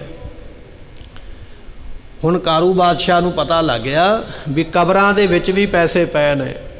ਆਪਣੀ ਫੌਜ ਨੂੰ ਹੁਕਮ ਕੀਤਾ, ਜਿੰਨੀਆਂ ਮੇਰੇ ਦੇਸ਼ ਦੀਆਂ ਕਬਰਾਂ ਨੇ ਸਾਰੀਆਂ ਹੀ ਪੱਟ ਦਿਓ, ਸਾਰੇ ਮੁਰਦਿਆਂ ਦੇ ਮੂੰਹ ਦੇ ਵਿੱਚੋਂ ਚਾਂਦੀ ਦੇ ਰੁਪਈਏ ਕੱਢ ਲਿਆਓ। ਇਸ ਤਰ੍ਹਾਂ ਦੇ ਰਾਜੇ ਵੀ ਹੋਏ ਦੁਨੀਆ ਤੇ ਜਿਨ੍ਹਾਂ ਨੇ ਮੁਰਦਿਆਂ ਦੇ ਮੂੰਹ ਵਿੱਚ ਪੈਸਾ ਨਹੀਂ ਛੱਡਿਆ। ਪਰ ਮਹਾਰਾਜ ਕਹਿਣ ਲੱਗੇ ਤਪ ਕਰਕੇ ਰਾਜ ਮਿਲਿਆ, ਹੁਣ ਰਾਜ ਕਰਕੇ ਫਿਰ ਨਿਆਂ ਦਾ ਰਾਜ ਕਰੇ, ਨਿਆਂ ਕਰੇ, ਲੋਭੀ ਨਾ ਹੋਵੇ। ਇਹੋ ਜਿਹਾ ਰਾਜਾ ਹੋਣਾ ਚਾਹੀਦਾ ਹੈ। ਰਛੈ ਜਗਤ ਦਇਆ ਮਨ ਸਨੈ, ਆਪਣੀ ਪ੍ਰਜਾ ਦੀ ਰੱਖਿਆ ਕਰੇ, ਪ੍ਰਜਾ ਦਾ ਪਾਲਣ ਪੋਸ਼ਣ ਕਰੇ ਅਤੇ ਪ੍ਰਜਾ ਦੇ ਉੱਪਰ ਦਇਆ ਕਰੇ, ਮਿਹਰਬਾਨੀ ਕਰੇ। ਇਹੋ ਜਿਹਾ ਰਾਜਾ ਬੰਨਾ ਕਰੇ। ਦੁੱਖ ਨਿਵਾਰ ਰਹਿ ਸੁਖ ਖੋਦੇ, ਆਪਣੀ ਪ੍ਰਜਾ ਦੇ ਦੁੱਖ ਦੂਰ ਕਰੇ, ਆਪਣੀ ਪ੍ਰਜਾ ਨੂੰ ਸੁਖ ਦੇਵੇ। ਇਹੋ ਜਿਹਾ ਰਾਜਾ ਦੁਨੀਆ ਤੇ ਹੋਣਾ ਚਾਹੀਦਾ ਹੈ। ਉਚਿਤ ਪ੍ਰਜਾ ਤੇ ਧਨ ਕੋ ਲਹੇ, ਤੇ ਜਿੰਨਾ ਕੁ ਟੈਕਸ ਬਣਦਾ, ਕਿਉਂਕਿ ਟੈਕਸ ਲੈਣਾ ਰਾਜੇ ਦਾ ਧਰਮ ਹੈ, ਰਾਜੇ ਦਾ ਫਰਜ਼ ਹੈ ਪ੍ਰਜਾ ਤੋਂ ਟੈਕਸ ਲੈਣਾ, ਪਰ ਜਿੰਨਾ ਕੁ ਬਣਦਾ ਹੈ ਉਹਨਾਂ ਕੁ। ਇਹ ਨਹੀਂ ਵੀ ਗਰੀਬ ਬੰਦਾ ਵਿਚਾਰਾ ਰੋਟੀ ਨਹੀਂ ਖਾ ਸਕਦਾ, ਉਹਨੂੰ ਵੀ ਕੁੱਟ ਮਾਰ ਕੇ ਆਖਿਆ ਵੀ ਤੂੰ ਵੀ ਇੰਨਾ ਹਰਜਾਨਾ ਭਰ। ਆਪ ਵੀ ਲੁੱਟਦਾ ਪਿਆ, ਉਹਦਾ ਮਹਿਕਮਾ ਵੀ ਲੁੱਟਦਾ ਪਿਆ, ਵਜ਼ੀਰ ਵੀ ਲੁੱਟਦੇ ਪਏ ਨੇ। ਇਹੋ ਜਿਹਾ ਲੋਭੀ ਨਾ ਹੋਵੇ। ਜਿੰਨਾ ਕੁ ਬਣਦਾ ਟੈਕਸ ਹੈ ਉਹਨਾਂ ਕੁ ਲੈਣਾ ਕਰੇ, ਧਰਮ ਦਾ ਰਾਜ ਕਰੇ। ਤਸਕਰ ਬਟਪਾਰਨ ਕੋ ਮਾਰੈ। ਜੇ ਕੋਈ ਚੋਰ ਆ ਜਾਵੇ ਤੇ ਚੋਰ ਨੂੰ ਮਾਰੇ, ਤੇ ਜੇ ਕੋਈ ਡਾਕੂ ਆ ਜਾਵੇ ਤੇ ਡਾਕੂ ਨੂੰ ਵੀ ਮਾਰੇ, ਇਹੋ ਜਿਹਾ ਰਾਜਾ ਹੋਵੇ। ਮਹਾਰਾਜਾ ਰਣਜੀਤ ਸਿੰਘ ਦੇ ਰਾਜ ਦੇ ਵਿੱਚ ਨਾ ਇੱਕ ਮਾਨ ਸਿੰਘ ਨਾਮ ਦਾ ਡਾਕੂ ਰਹਿੰਦਾ ਸੀ। ਇੰਨਾ ਨਿਡਰ ਤੇ ਇੰਨਾ ਯੋਧਾ ਸੀ, ਉਹ ਮੂੰਹੋਂ ਕਹਿੰਦਾ ਸੀ ਵੀ ਦਿਨੇ ਰਾਜ ਜਿਹੜਾ ਕਾਣੇ ਦਾ ਤੇ ਰਾਤ ਨੂੰ ਰਾਜ ਮੇਰਾ। ਵੀ ਦਿਨੇ ਮਹਾਰਾਜਾ ਰਣਜੀਤ ਸਿੰਘ ਦਾ ਰਾਜ ਹੈ ਤੇ ਰਾਤ ਨੂੰ ਮੇਰਾ। ਮੈਂ ਐਡਾ ਬਲੀਆਂ ਵੀ ਮੇਰੇ ਸਾਹਮਣੇ ਖੜ ਕੋਈ ਨਹੀਂ ਸਕਦਾ। ਬੜੇ ਬੜੇ ਡਾਕੇ ਮਾਰਨੇ। ਤੇ ਕਹਿਣ ਲੱਗੇ ਇੱਕ ਦਿਨ ਮਹਾਰਾਜਾ ਰਣਜੀਤ ਸਿੰਘ ਨੂੰ ਖਬਰ ਪਹੁੰਚੀ ਵੀ ਮਾਨ ਸਿੰਘ ਨਾਮ ਦੇ ਡਾਕੂ ਨੇ ਬੜਾ ਦੁੱਖ ਦਿੱਤਾ ਹੋਇਆ, ਦੁਨੀਆ ਨੂੰ ਲੁੱਟਦਾ ਪਿਆ। ਡਰਦਾ ਵੀ ਨਹੀਂ, ਕਹਿੰਦਾ ਦਿਨੇ ਰਾਜ ਕਾਣੇ ਦਾ, ਰਾਤ ਨੂੰ ਮੇਰਾ। ਤੇ ਫਿਰ ਮਹਾਰਾਜਾ ਰਣਜੀਤ ਸਿੰਘ ਆਪਣੇ ਕਿਲੇ ਤੋਂ, ਸ਼ਹਿਰ ਤੋਂ ਬਾਹਰ ਥੋੜ੍ਹੀ ਜਿਹੀ ਫੌਜ ਦੀ ਟੁਕੜੀ ਲੈ ਕੇ ਬੈਠ ਗਿਆ। ਕਹਿਣ ਲੱਗੇ ਫਿਰ ਅੱਜ ਆ ਲੈਣ ਦਿਓ। ਇੱਧਰੋਂ ਮਾਨ ਸਿੰਘ ਤੁਰਿਆ ਆਉਂਦਾ ਆਪਣੇ ਡਾਕੂਆਂ ਦੇ ਨਾਲ, ਆਮਣਾ ਸਾਹਮਣਾ ਹੋਇਆ। ਪਰ ਰਾਜੇ ਨੇ ਦੱਸਿਆ ਨਹੀਂ ਵੀ ਮੈਂ ਮਹਾਰਾਜਾ ਰਣਜੀਤ ਸਿੰਘ ਹਾਂ। ਦੋਵਾਂ ਦੀ ਬਹਿਸਬਾਜ਼ੀ ਹੋਈ। ਬਹਿਸਬਾਜ਼ੀ ਵਿੱਚ ਦੋਵਾਂ ਦੀ ਲੜਾਈ ਹੋ ਗਈ। ਲੜਾਈ ਵਿੱਚ ਜਿਹੜਾ ਜਿੱਤੇਗਾ ਉਹਨੇ ਸ਼ਰਤੇ ਰੱਖੀ ਵੀ ਉਹਨੂੰ ਕਿਲੇ ਦੇ ਅੰਦਰ ਜਾਣਾ ਪਵੇਗਾ। ਤੇ ਉਹਨੇ ਕਿਹਾ ਸੀ ਮੈਂ ਲਾਹੌਰ ਦਾ ਤਖਤ ਉਹਦੇ ਨਾਂ ਕਰ ਦਿਆਂਗਾ। ਹੁਣ ਹੈ ਤੇ ਉਹ ਡਾਕੂ ਗੱਲ ਕਰ ਬੈਠਾ ਵੱਡੀ ਵੀ ਲਾਹੌਰ ਦਾ ਤਖਤ ਉਹਦੇ ਨਾਂ ਕਰ ਦਿਆਂਗਾ। ਤੇ ਮਹਾਰਾਜਾ ਰਣਜੀਤ ਸਿੰਘ ਜਦੋਂ ਜੰਗ ਲੜਿਆ ਇਹਦੇ ਨਾਲ, ਤਲਵਾਰਬਾਜ਼ੀ ਖੇਡੀ, ਤੇ ਉਸ ਵੇਲੇ ਰਾਤਾ ਮਾਨ ਸਿੰਘ ਨੂੰ ਤੇ ਇਹਨੂੰ ਫੜ ਲਿਆ। ਫੜ ਕੇ ਕਹਿਣ ਲੱਗੇ ਚੱਲ ਤੂੰ ਕਹਿੰਦਾ ਰਾਜ ਦਿਵਾਉਣਾ, ਰਾਜ ਦਿਵਾ ਫਿਰ ਮੈਨੂੰ। ਦੱਸਿਆ ਨਹੀਂ ਵੀ ਮੈਂ ਹੀ ਇਸ ਤਖਤ ਦਾ ਮਾਲਕ ਹਾਂ। ਕਿਲੇ ਦੇ ਅੰਦਰ ਲੈ ਗਏ। ਮਾਨ ਸਿੰਘ ਸੋਚਦਾ ਇਹਦੇ ਸਿਪਾਹੀਆਂ ਨਾਲ ਹੱਥ ਰਲੇ ਹੋਣਗੇ ਤਾਂ ਕਿਲੇ ਦਾ ਦਰਵਾਜ਼ਾ ਖੋਲ੍ਹਿਆ, ਪਰ ਉਹਨੂੰ ਇਹ ਨਹੀਂ ਪਤਾ ਵੀ ਕਿਲੇ ਦਾ ਮਾਲਕ ਹੀ ਇਹ ਹੈ। ਆਪਣੇ ਕੋਲ ਜਾ ਕੇ ਕਿਲੇ ਦੇ ਅੰਦਰ ਸਮਝਾਇਆ। ਕਹਿਣ ਲੱਗੇ ਜਿਹੜਾ ਕੰਮ ਤੂੰ ਕਰਦਾ ਇਹ ਪਾਪ ਦਾ ਕੰਮ ਹੈ। ਲੋਕਾਂ ਨੂੰ ਲੁੱਟਦਾ, ਡਾਕੇ ਮਾਰਦਾ, ਦੁੱਖ ਦਿੰਦਾ, ਇਹ ਕੰਮ ਪਾਪ ਹੈ। ਜੇ ਤੈਨੂੰ ਪੈਸੇ ਦੀ ਜ਼ਰੂਰਤ ਹੈ ਨਾ, ਤੂੰ ਮੇਰੇ ਕੋਲ ਨੌਕਰੀ ਕਰ, ਮੈਂ ਤੈਨੂੰ ਨੌਕਰੀ ਦਿੰਦਾ, ਤੈਨੂੰ ਪੈਸੇ ਵੀ ਦੇਵਾਂਗਾ ਮਹੀਨੇ ਦੇ ਮਹੀਨੇ, ਨਾਲੇ ਤੈਨੂੰ ਇੱਥੇ ਮਾਣ ਇੱਜ਼ਤ ਵੀ ਮਿਲੇਗਾ। ਆਪਣੀ ਫੌਜ ਦੇ ਵਿੱਚ ਉਹਨੂੰ ਭਰਤੀ ਕਰ ਲਿਆ। ਡਾਕੂ ਨੂੰ ਭਰਤੀ ਕਰ ਲਿਆ ਫੌਜ ਦੇ ਵਿੱਚ, ਫੌਜ ਦਾ ਜਰਨੈਲ ਬਣਾ ਦਿੱਤਾ। ਤੇ ਕਹਿਣ ਲੱਗੇ ਫਿਰ ਇਸ ਮਾਨ ਸਿੰਘ ਨੇ ਕਈ ਜੰਗ ਕੀਤੇ, ਕਈਆਂ ਜੰਗਾਂ ਵਿੱਚ ਜਿੱਤ ਵੀ ਪ੍ਰਾਪਤ ਕਰਵਾਈ। ਸਤਿਗੁਰੂ ਪਾਤਸ਼ਾਹ ਕਹਿੰਦੇ ਰਾਜਾ ਇਹੋ ਜਿਹਾ ਹੋਣਾ ਚਾਹੀਦਾ ਜਿਹੜਾ ਆਪਣੀ ਪ੍ਰਜਾ ਨੂੰ ਡਾਕੂਆਂ ਤੇ ਚੋਰਾਂ ਤੋਂ ਬਚਾਏ। ਤੇ ਅੱਜ ਕੱਲ੍ਹ ਤੇ ਚੋਰਾਂ ਦੀ ਹਿੱਸੇਪੱਤੀ ਹੁੰਦੀ ਹੈ ਨਾ, ਹਿੱਸੇਪੱਤੀ ਹੁੰਦੀ ਅਫਸਰਾਂ ਦੇ ਨਾਲ ਵੀ ਮੈਂ ਇਸ ਇਲਾਕੇ ਵਿੱਚ ਚੋਰੀ ਕਰਨੀ ਹੈ, ਤੁਸੀਂ ਮੈਨੂੰ ਕੁਝ ਨਹੀਂ ਕਹਿਣਾ ਤੇ ਮੈਂ ਤੁਹਾਡਾ ਹਿੱਸਾ ਤੁਹਾਨੂੰ ਭੇਜਾਂਗਾ। ਡਾਕੂਆਂ ਦੀ ਹਿੱਸੇਪੱਤੀ ਹੁੰਦੀ ਹੈ ਸਰਕਾਰਾਂ ਦੇ ਨਾਲ ਵੀ ਅਸੀਂ ਦੁਨੀਆ ਨੂੰ ਲੁੱਟਣਾ, ਤੁਸੀਂ ਸਾਨੂੰ ਕੁਝ ਨਹੀਂ ਕਹਿਣਾ। ਪਰ ਮਹਾਰਾਜ ਕਹਿੰਦੇ ਰਾਜਾ ਇਹੋ ਜਿਹਾ ਹੋਵੇ ਜਿਹੜਾ ਡਾਕੂਆਂ ਨੂੰ ਸਜ਼ਾ ਦੇਵੇ, ਚੋਰਾਂ ਨੂੰ ਸਜ਼ਾ ਦੇਵੇ ਤੇ ਪ੍ਰਜਾ ਨੂੰ ਪਾਲੇ। ਇਹੋ ਜਿਹਾ ਧਰਮ ਦਾ ਰਾਜ ਹੋਣਾ ਚਾਹੀਦਾ। ਤੇ ਉਹ ਧਰਮ ਦਾ ਰਾਜ ਮਹਾਰਾਜਾ ਰਣਜੀਤ ਸਿੰਘ ਨੇ ਕੀਤਾ। ਅੱਜ ਦੀਆਂ ਸਰਕਾਰਾਂ ਤੇ ਦੁਨੀਆ ਨੂੰ ਲੁੱਟ ਸਕਦੀਆਂ, ਦੁੱਖ ਦੇ ਸਕਦੀਆਂ। ਕਹਿੰਦੇ ਇਸ ਤਰ੍ਹਾਂ ਦਾ ਰਾਜਾ ਨਹੀਂ ਹੋਣਾ ਚਾਹੀਦਾ ਹੈ। ਇਤਿਆਦਿਕ ਗਨ ਬਿਗਨ ਵਿਧਾਰੈ। ਇਤਿਆਦਿਕ ਕੰਮ ਕਰਕੇ ਆਪਣੀ ਪ੍ਰਜਾ ਨੂੰ ਜਿੰਨਾ ਹੋ ਸਕੇ ਸੁੱਖ ਦੇਵੇ। ਆਪ ਜਾ ਕੇ ਕੰਮ ਕਰੇ ਪ੍ਰਜਾ ਦੇ ਵੀ ਮੇਰੀ ਪ੍ਰਜਾ ਹੈ, ਮੈਂ ਇਹਨੂੰ ਸੁੱਖ ਦੇਣਾ ਹੈ। ਤਿਸ ਕੀ ਕੁਲ ਤੇ ਰਾਜ ਨ ਜਾਏ। ਮਹਾਰਾਜ ਕਹਿੰਦੇ ਵੀ ਐਸੇ ਬੰਦੇ ਦੀ ਕੁਲ ਤੋਂ ਫਿਰ ਰਾਜ ਨਹੀਂ ਜਾਂਦਾ ਜਿਹੜਾ ਧਰਮ ਦਾ ਰਾਜ ਕਰਦਾ, ਪ੍ਰਜਾ ਨੂੰ ਸੁੱਖ ਦਿੰਦਾ, ਪ੍ਰਜਾ ਦੀ ਮੁਸੀਬਤ ਨੂੰ ਸੁਣਦਾ, ਉਹਦੀਆਂ ਕੁਲਾਂ ਵਿੱਚੋਂ ਫਿਰ ਕਦੇ ਰਾਜ ਨਹੀਂ ਜਾਂਦੇ ਹਨ। ਜਥਾ ਜੋਗ ਜੋ ਧਰਮ ਚਲਾਏ। ਜਿਹੜਾ ਧਰਮ ਨੂੰ ਚਲਾਉਂਦਾ ਹੈ, ਧਰਮ ਰਾਜੇ ਦਾ ਧਰਮ ਸਾਂਝਾ ਹੁੰਦਾ, ਰਾਜਾ ਇੱਕ ਧਰਮ ਦਾ ਨਹੀਂ ਹੁੰਦਾ। ਰਾਜੇ ਦਾ ਧਰਮ ਸਾਂਝਾ ਹੁੰਦਾ, ਸਾਰੇ ਧਰਮਾਂ ਦਾ ਮਾਣ ਸਨਮਾਨ ਕਰਨਾ ਕਰੇ। ਜਿਨਹੋਂ ਪ੍ਰਥਮ ਤਪ ਕਰਪੇ ਰਾਜਾ। ਜਿਨ੍ਹਾਂ ਨੇ ਪਹਿਲਾਂ ਤਪ ਕੀਤੇ ਸਨ ਪਿਛਲੇ ਜਨਮ ਦੇ ਵਿੱਚ ਜਾਂ ਪਹਿਲੇ ਜਨਮ ਦੇ ਵਿੱਚ, ਉਹ ਤਪ ਕਰਕੇ ਰਾਜੇ ਬਣਦੇ ਹਨ। ਰਾਜ ਪਾਏ ਪੁਨ ਲਗੇ ਕੁਕਾਜਾ। ਪਰ ਕੀ ਕੀਤਾ? ਰਾਜ ਤੇ ਪਾਲਿਆ ਪਰ ਕੰਮ ਮਾੜੇ ਕੀਤੇ। ਹੁਣ ਸਾਡੇ ਸਾਹਮਣੇ ਇਤਿਹਾਸ ਆ ਜਾਂਦਾ ਹਰਨਾਕਸ਼ ਦਾ। ਗੁਰਮੁਖੋ ਹਰਨਾਕਸ਼ ਨੇ ਤਪ ਕਹਿੰਦੇ ਇੰਨਾ ਕੀਤਾ ਸੀ, ਵਿਦਵਾਨਾਂ ਨੇ ਲਿਖਿਆ ਗ੍ਰੰਥਾਂ ਦੇ ਵਿੱਚ, ਜਿਸ ਜਗ੍ਹਾ ਤੇ ਚੌਂਕੜਾ ਮਾਰ ਕੇ ਬੈਠਾ ਸੀ ਕਈ ਸਾਲ ਉੱਥੋਂ ਉੱਠਿਆ ਹੀ ਨਾ। ਮਿੱਟੀ ਸਰੀਰ ਦੇ ਉੱਪਰ ਪੈ ਗਈ, ਰੇਤਾ ਪੈ ਗਈ, ਮਿੱਟੀ ਵਿੱਚ ਦੱਬਿਆ ਗਿਆ। ਉਸ ਮਿੱਟੀ ਦੇ ਵਿੱਚੋਂ ਰੁੱਖ ਬੂਟੇ ਉੱਗ ਪਏ, ਥੱਲੇ ਬੈਠਾ ਹੋਇਆ। ਤੇ ਸਰੀਰ ਦਾ ਮਾਸ ਕੀੜੀਆਂ ਨੇ ਖਾ ਲਿਆ, ਕੀੜਿਆਂ ਨੇ ਖਾ ਲਿਆ, ਮਾਸ ਵੀ ਖਾਧਾ ਗਿਆ, ਇਕੱਲੇ ਹੱਡ ਹੀ ਰਹਿ ਗਏ। ਇੰਨਾ ਲੰਮਾ ਤਪ ਕਰਕੇ ਤਾਂ ਵਾਰ ਮਿਲਿਆ ਸੀ ਵੀ ਮੈਂ ਦਿਨੇ ਨਾ ਮਰਾਂ, ਰਾਤ ਨਾ ਮਰਾਂ, ਅੰਦਰ ਨਾ ਮਰਾਂ, ਬਾਹਰ ਨਾ ਮਰਾਂ, ਇੱਥੇ ਨਾ ਮਰਾਂ, ਉੱਥੇ ਨਾ ਮਰਾਂ। ਹੁਣ ਤਪ ਵੀ ਕਰ ਲਿਆ, ਰਾਜ ਵੀ ਲੈ ਲਿਆ, ਵਰ ਵੀ ਲੈ ਲਿਆ, ਤੇ ਕੰਮ ਕੀ ਕੀਤਾ? ਵਰ ਮਿਲਦਿਆਂ ਨਾਲ ਹੀ ਆਖਿਆ ਦੁਨੀਆ ਦਾ ਰੱਬ ਮੈਂ ਆ, ਦੁਨੀਆ ਦਾ ਖੁਦਾ ਮੈਂ ਆ, ਮੇਰਾ ਨਾਮ ਜਪੋ। ਤਪ ਵੀ ਕੀਤਾ, ਰਾਜ ਵੀ ਮਿਲਿਆ, ਪਰ ਕੰਮ ਸਿੱਧਾ ਨਹੀਂ ਕੀਤਾ, ਕੰਮ ਪੁੱਠਾ ਹੀ ਕੀਤਾ ਵੀ ਮੈਂ ਰੱਬ ਆ। ਮਹਾਰਾਜ ਕਹਿਣ ਲੱਗੇ ਤਪ ਕੀਤਾ, ਰਾਜ ਮਿਲਿਆ, ਪਰ ਮਾੜੇ ਕਰਮ ਹਰਨਾਕਸ਼ ਵਾਂਗੂ ਕਰਨ ਵਾਲਾ ਨਾ ਹੋਵੇ। ਵਿਸ਼ੇ ਭੋਗ ਮਹਿ ਬਹੁ ਤੇ ਗੁਲਤਾਨੇ। ਕਦੇ ਵਿਸ਼ੇ ਵਿਕਾਰਾਂ ਵਿੱਚ ਇਹ ਨਹੀਂ ਵੀ ਰਾਜਾ ਬਣ ਗਿਆ ਤੇ ਹੁਣ ਮੈਂ ਜਿੰਨੇ ਮਰਜ਼ੀ ਵਿਆਹ ਕਰਵਾ ਲਵਾਂ, ਮੈਂ ਜਿੱਥੇ ਮਰਜ਼ੀ ਵਿਕਾਰ ਭੋਗੀ ਜਾਵਾਂ, ਮੈਨੂੰ ਕਿਹੜਾ ਕਿਸੇ ਨੇ ਪੁੱਛਣਾ, ਮੇਰੇ ਤੇ ਕਿਹੜਾ ਕੋਈ ਕਾਨੂੰਨ ਲਾਗੂ ਹੁੰਦਾ। ਨਹੀਂ, ਇਹੋ ਜਿਹਾ ਮਾੜੇ ਚਰਿੱਤਰ ਵਾਲਾ ਰਾਜਾ ਕਦੇ ਰਾਜ ਨਹੀਂ ਕਰ ਸਕਦਾ ਹੈ। ਪ੍ਰਜਾ ਕਸ਼ਟ ਕੋ ਸੁਨਹਿ ਨਾ ਜਾਣੇ। ਜਿਹੜਾ ਆਪਣੀ ਪ੍ਰਜਾ ਦੇ ਦੁੱਖ ਨੂੰ ਸੁਣ ਹੀ ਨਹੀਂ ਸਕਦਾ ਵੀ ਮੇਰੀ ਪ੍ਰਜਾ ਨੂੰ ਸੁੱਖ ਹੈ ਕਿ ਦੁੱਖ ਹੈ, ਪ੍ਰਜਾ ਉੱਪਰ ਕੀ ਬੀਤਦੀ ਪਈ ਹੈ, ਜਿਹੜਾ ਆਪਣੀ ਪ੍ਰਜਾ ਦੇ ਦੁੱਖ ਸੁੱਖ ਨੂੰ ਰਾਜਾ ਨਹੀਂ ਸੁਣਦਾ ਹੈ। ਜਿਉ ਕਿਉ ਕਰ ਲੈ ਤਨ ਕੋ ਛੀਨ। ਤੇ ਜਿਵੇਂ ਕਿਵੇਂ ਹੁਣ ਰਾਜੇ ਦਾ ਧਿਆਨ ਤੇ ਦੁਨੀਆ ਵੱਲ ਹੈ ਵੀ ਦੁਨੀਆ ਦੀ ਜੇਬ ਵਿੱਚੋਂ ਪੈਸਾ ਕਿਵੇਂ ਕੱਢਣਾ, ਮੈਨੂੰ ਆਹ ਟੈਕਸ ਦਿਓ, ਮੈਨੂੰ ਆਹ ਟੈਕਸ ਦਿਓ, ਮੈਨੂੰ ਇੱਥੇ ਰੁਝਾਨਾ ਭਰੋ। ਜਿਵੇਂ ਕਿਵੇਂ ਕਰਕੇ ਰਾਜੇ ਜਿਹੜੇ ਨੇ ਦੁਨੀਆ ਦੀ ਜੇਬ ਦੇ ਵਿੱਚੋਂ ਪੈਸੇ ਕੱਢਣ ਵਾਸਤੇ ਲੱਗੇ ਹੋਏ ਹਨ। ਦਇਆ ਨ ਠਾਨੈ ਦੇਖੈ ਦੀਨ। ਤੇ ਨਾ ਹੀ ਦਇਆ ਕਰਦੇ ਕਿਸੇ ਤੇ, ਗਰੀਬ ਵੇਖ ਕੇ ਕਿਸੇ ਨੂੰ ਕੋਈ ਛੋਟ ਨਹੀਂ ਹੈ, ਸਗੋਂ ਗਰੀਬ ਦੀ ਜ਼ਿਆਦੀ ਹਾਲਤ ਮਾੜੀ ਕੀਤੀ ਜਾਂਦੀ ਹੈ, ਗਰੀਬ ਦੇ ਉੱਪਰ ਦਇਆ ਨਹੀਂ ਕੀਤੀ ਹੈ। ਇਮ ਤਿੰਨ ਪਰ ਅਨੁਮਾਨ ਕਰੀਜੈ। ਮਹਾਰਾਜ ਕਹਿਣ ਲੱਗੇ ਉਹਨਾਂ ਦੇ ਉੱਪਰ ਜਿਹੜੇ ਅਨੁਮਾਨ ਲਾਉਣੇ ਹਨ। ਦਿਨ ਪ੍ਰਿਤ ਰਾਜ ਤੇਜ ਨਿਛੀਜੈ। ਇਹੋ ਜਿਹੇ ਲੋਕਾਂ ਦਾ ਰਾਜ ਅੱਜ ਵੀ ਗਿਆ ਤੇ ਕੱਲ ਵੀ ਗਿਆ। ਜਿਹੜਾ ਬੇਈਮਾਨੀ ਕਰਕੇ ਦੁਨੀਆ ਨੂੰ ਦੁੱਖ ਦੇ ਕੇ, ਦੁਨੀਆ ਨੂੰ ਲੁੱਟ ਕੇ, ਦੁਨੀਆ ਨੂੰ ਕਸ਼ਟ ਦੇ ਕੇ ਆਪ ਵਕਾਰ ਭੋਗਦਾ ਹੈ, ਇਹੋ ਜਿਹਾ ਮਨੁੱਖ ਦਾ ਰਾਜ ਕਹਿੰਦੇ ਬਹੁਤਾ ਲੰਮਾ ਸਮਾਂ ਨਹੀਂ, ਅੱਜ ਵੀ ਚਲੇ ਜਾਣਾ, ਕੱਲ ਵੀ ਚਲੇ ਜਾਣਾ ਹੈ। ਪ੍ਰਥਮ ਤੁਰਕ ਛਿਤਪਤ ਜੇ ਭਏ। ਜਿੰਨੇ ਪਹਿਲਾਂ ਇਹ ਮੁਗਲ ਧਰਤੀ ਤੇ ਰਾਜੇ ਹੋਏ ਹਨ, ਸਭ ਨਰ ਨਾਰ ਨਿਆਇਓ ਕੋ ਕੀਏ। ਉਹਨਾਂ ਨੇ ਨਿਆਂ ਕੀਤਾ ਸੀ। ਪਹਿਲਾਂ ਜਿੰਨੇ ਰਾਜੇ ਹੋਏ ਉਹ ਸਾਰੇ ਨਿਆਂ ਕਰਦੇ ਰਹੇ ਹਨ। ਹਿੰਦੂ ਮੁਸਲਮਾਨ ਸਮੁਦਾਇ। ਭਾਵੇਂ ਹਿੰਦੂ ਰਾਜੇ ਨੇ, ਭਾਵੇਂ ਮੁਸਲਮਾਨ ਰਾਜੇ ਹਨ, ਸਭ ਈਮਾਨ ਪਰ ਰਾਖ ਟਿਕਾਏ। ਸਾਰੇ ਈਮਾਨ ਰੱਖਦੇ ਸਨ, ਧਰਮ ਰੱਖਦੇ ਸਨ, ਆਪਣੇ ਧਰਮ ਨੂੰ ਕਦੇ ਵੀ ਉਹਨਾਂ ਨੇ ਛੱਡਿਆ ਨਹੀਂ ਹੈ। ਅਬ ਨੋ ਰੰਗ ਬੜ ਕੁਮਤ ਪਰ ਗੁਰੂ ਉਠਾਈ। ਤੇਗ ਬਹਾਦਰ ਮਹਾਰਾਜ ਕਹਿਣ ਲੱਗੇ ਹੁਣ ਇਹ ਜਿਹੜਾ ਔਰੰਗਜ਼ੇਬ ਬਾਦਸ਼ਾਹ ਬੜੀ ਖੋਟੀ ਮੱਤ ਵਾਲਾ ਹੈ ਅਤੇ ਇਹ ਮਾੜੇ ਕੰਮ ਹੀ ਇਸ ਨੇ ਕਰਨੇ ਸ਼ੁਰੂ ਕੀਤੇ ਹਨ।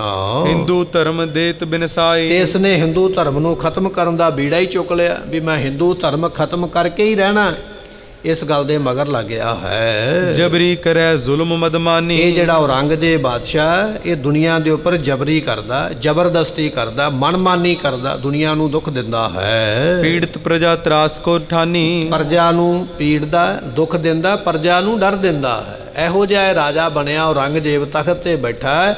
ਗੁਰੂ ਤੇਗ ਬਹਾਦਰ ਮਹਾਰਾਜ ਕਹਿ ਰਹੇ ਨੇ ਇਹ ਦੁਨੀਆ ਨੂੰ ਦੁੱਖ ਦੇਣ ਵਾਲਾ, ਪ੍ਰਜਾ ਨੂੰ ਦੁੱਖ ਦੇਣ ਵਾਲਾ ਹੈ। ਜਾਣਤੇ ਜਾਣਿਓ ਜਾਏ ਬਿਦਤ ਹੀ। ਇਸ ਕਰਕੇ ਗੁਰੂ ਤੇਗ ਬਹਾਦਰ ਪਾਤਸ਼ਾਹ ਕਹਿ ਰਹੇ ਨੇ ਵੀ ਇਹ ਗੱਲ ਪ੍ਰਗਟ ਹੀ ਹੈ, ਇਹ ਗੱਲ ਸਾਰਿਆਂ ਨੂੰ ਪਤਾ ਹੀ ਹੈ ਵੀ ਅੱਜ ਨਹੀਂ ਤੇ ਕੱਲ ਔਰੰਗਜ਼ੇਬ ਦਾ ਰਾਜ ਚਲੇ ਜਾਣਾ, ਰਹਿਣਾ ਨਹੀਂ ਹੈ। ਨਹੀਂ ਰਿਹਾ ਔਰੰਗੇ ਦਾ ਰਾਜ, ਨਹੀਂ ਰਹੀ ਕੁੱਲ, ਨਹੀਂ ਰਿਹਾ ਕੋਈ ਰਾਜ ਕਮਾਉਣ ਵਾਲਾ।